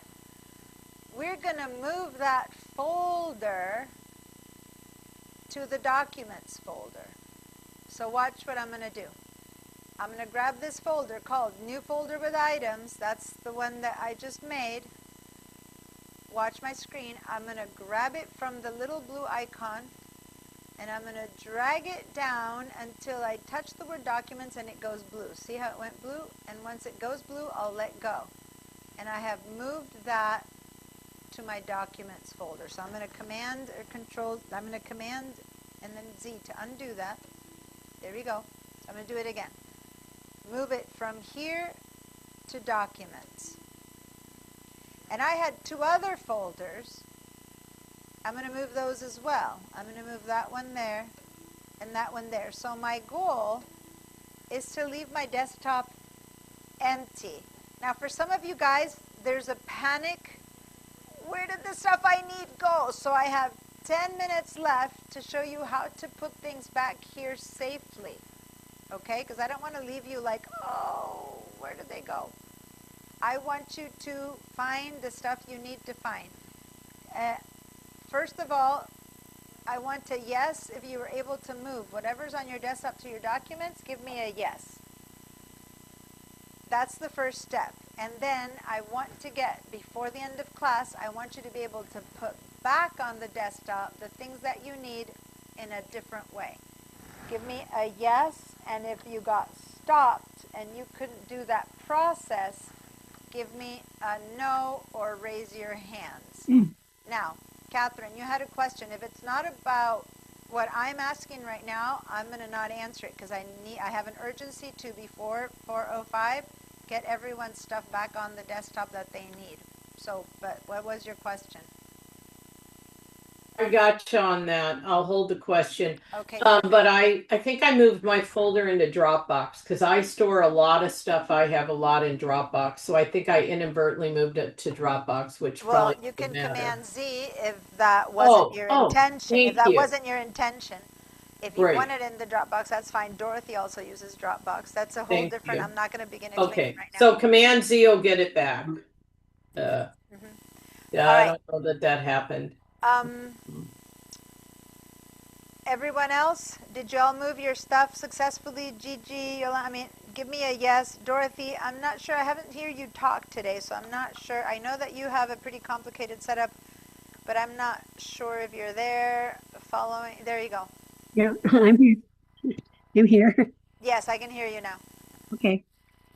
You have a question for me? Yeah, I know that you had a pretty complicated setup with Dropbox and things like that. How's your desktop doing? I've cleaned it all off. I have You've nothing cleaned it on it except a Okay. flash drive and a hard drive. All right. So Mary, you were paying attention before, but you did say that you were traveling and that you were going to disconnect. So if you don't answer me, that means that you're probably disconnected right I now. am following you, but You are I am away from my computer, but I'm listening, so I You're cannot listening. answer Got you. it. Yes, So you can't thank do you. it. Good. Yes, You'll I do cannot. it. Now Sorry. remember, today is Wednesday because we missed Monday. It'll be a whole, 5 days until next Monday when we meet again. So I want to make sure that we now put back on the desktop those things that you guys go, but I need to have this on the desktop. So how are we going to do that? And then you're going to have some homework. We can practice. Yeah. Yeah, so now I'm going to share my screen again. Okay, so your desktop should be empty. Now when I say that and I look at my desktop, I still have this thing called Macintosh hard drive up there. Some of you have it, some of you don't. We're not going to talk about it right now. It's okay if you have it, it's okay if you don't. It's not showing up here because it's not a file, it's a drive. So over here on the desktop, the only thing you should see is files, and so this is not a file, and that's why it's there. Some of you have it, some of you don't. Don't even ask me how to turn it on or off right now. If you have it, fine. If you don't have it, fine. But if I move this window out, you'll see that now there's nothing left on my desktop. Good. Now, how do I get back those things that today, maybe after the rest of this class, you'll discover that there's a better solution. But just today, some of those things you might think were crucial that you needed them on your desktop. So that's what I'm going to show you next. So I'm going to open the Finder window again. And I'm going to go to my documents. That's where I just put that folder. Yeah? If I go to my documents, I have a bunch of stuff that's messed up. And the next few weeks, what we're going to be doing is organizing all this stuff. But one of those folders is the one that I just made, new folder with items. That's what came from my desktop, remember? Now, I didn't need 94 things on my desktop, but there's a few of those things that I did need on my desktop. So I'm going to open that. And I'm going to open it by clicking on this arrow. And here it comes. This is everything else on my desktop, and there's going to be some of these things that are very crucial, like this one called a sample screenshot.png, and this one called another example, and this one called PNG does not support CMYK. These three were crucial. They had to be, for some reason or another, on my desktop. Does that make sense? And I'm not saying why. Right now, I'm letting you guys make a choice. There's a folder and a file that you want on your desktop. Yeah? How many of you have something like that? How many of you have a file or your folder that you truly want back on your desktop? You did because I told you to. You put it on the documents, but now you're like, I would really like this one on my desktop. Give me a yes if that's you. You would really like something on your desktop. Okay, I'm seeing some yeses over here in person. I'm seeing some yeses from Gigi. Give me a no if you're like, no, I'm fine. I've learned, like Julie, to operate off of my desktop, which is fine. I don't usually leave things on my desktop either. But we're at the place where right now I've kind of forced your stuff into the documents, and some of you guys are like, I would still like some stuff on the desktop. So I'm going to show you the right way to do it. And then as you take more classes or you progress, you might end up being like Bob or Georgia or Julie, who are like, no, I got it. I see why they weren't necessary. And you might then choose to take them off. But for now, we're all going to put some of these things. But this is what we're going to do. What Denise proposed at the beginning. I'm going to say that a sample screenshot is my novel. So I'm going to say that I write my novel every day, and I don't want to go find it in my documents. I want my novel to be on my desktop. Or it's tax season. We're all working on our taxes, and I don't want my tax files to be on my downloads. I need it to be on my desktop. Say that's what you're saying. I'm going to grab that file that I can't live without. I'm going to right-click. I'm going to make an alias. Make alias. So now go to that file that you cannot live without, and that's my 6 minutes to the end of class name. I'm going to go to that, and I'm going to say right-click and make alias. Now, this is a good time to call this by name again instead of by file type. I'm going to click on name so that it shows up next to my name file, because if not, it went way down because it was an alias. So by kind, it went by alias. So see how I have a sample screenshot PNG alias, and if you notice, look at your own, there's a tiny little arrow next to it. I am going to now grab that alias and drag it out again to my desktop. Or I can put it in here and just move it here to my desktop. I can grab it here and just drop it in my desktop right there. And there it is. It appeared on my desktop with an arrow. That is an alias. An alias is the same as a shortcut. This is going to operate just like this was. If I click on notes, it's going to point towards the applications folder and open my notes application. This, if I double click on it, is going to point to this file and open it. But an alias weighs nothing. So even though it's visually on my desktop, just like before, it is not impeding the operation of my computer. So now I'm going to say, well, this folder was crucial to me. I really need this folder to be on my desktop. But it has a lot of files, and I don't want them on my desktop. So I'm going to right-click on an entire folder and make an alias for that entire folder. And then I'm going to grab that alias and put it on the desktop. And now that alias desk folder is again on the desktop like before, but when I close this Finder and I need to find it, if I don't want to open the Finder window, I can find it right there. I can find it right there.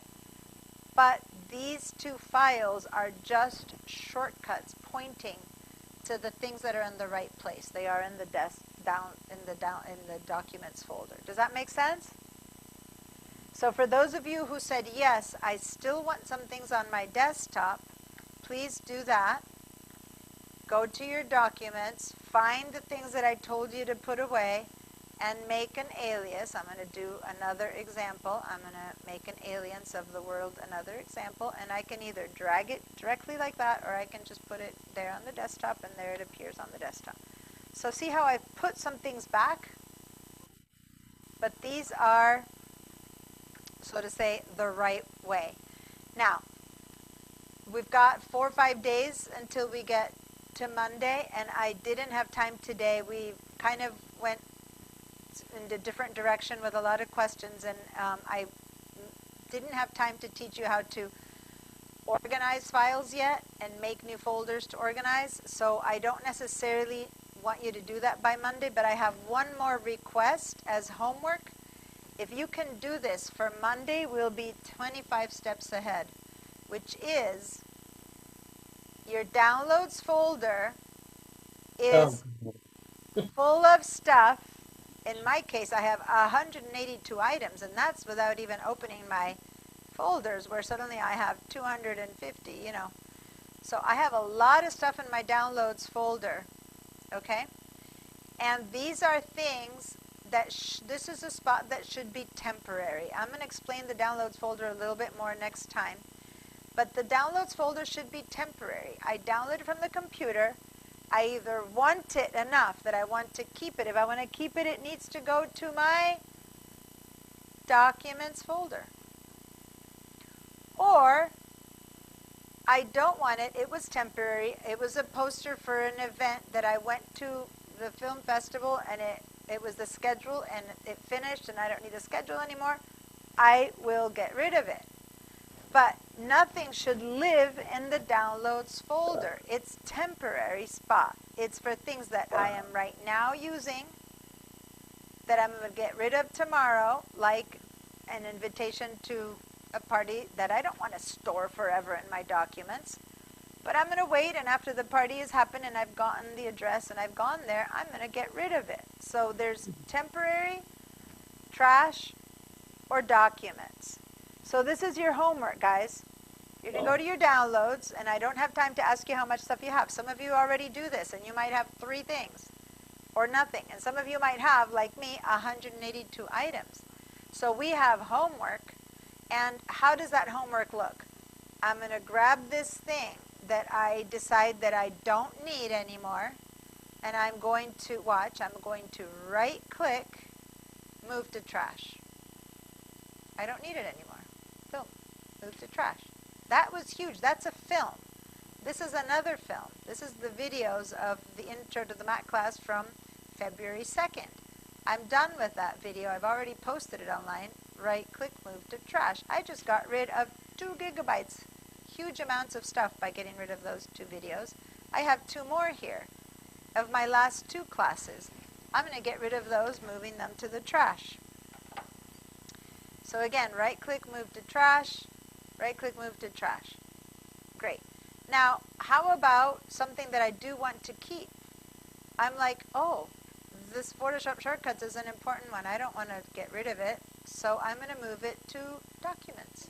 Boom. And it's not filed, it's not organized. If you know how to file and organize, put it in the right place. But right now, I just moved it to Documents. I have moved it to the cloud. Then I have, you know, here, this is a photo that I want to move to Documents. Boom, I'll move to Documents. Okay, it's going up to my cloud. It's leaving my doc. So now that's what you need to do. You need to either trash or move to Documents, everything that's in your Downloads folder for Monday. And the things that you don't know what to do with because you don't know what they are, that's our class for Monday, okay? That's like, I have no idea what this is. What should I do with it? Well, leave it there, and on Monday you can ask me, okay? What's this thing? I don't know. Leave it there. But what you know, you go, oh, that's my roster. Okay, I don't need it. It's an old roster. Right-click, move to trash. How about this one? Oh, that's the class link. I do need it. Move to Documents. Okay, so you're going to do that. And I'm going to show you different ways to figure out what things are. If you don't know what they are, leave them. Okay, so you should be left with a few things in your downloads that you don't know what they are. And maybe you don't know what 30 things are. That's fine, but it's not 120. Okay? Anything you don't know, don't move. Don't delete stuff you don't know. Ask me on Monday. Okay, so that's your homework. And hopefully you still have a functional computer with the stuff that you needed that you put out on front. Okay? All right. So clearly you have work to do. Some of you guys have done it and you're like, my screen is empty, my downloads are empty. I have nothing to do till Monday. Good for you. You can maybe keep reorganizing stuff. Go have fun, walk in the park.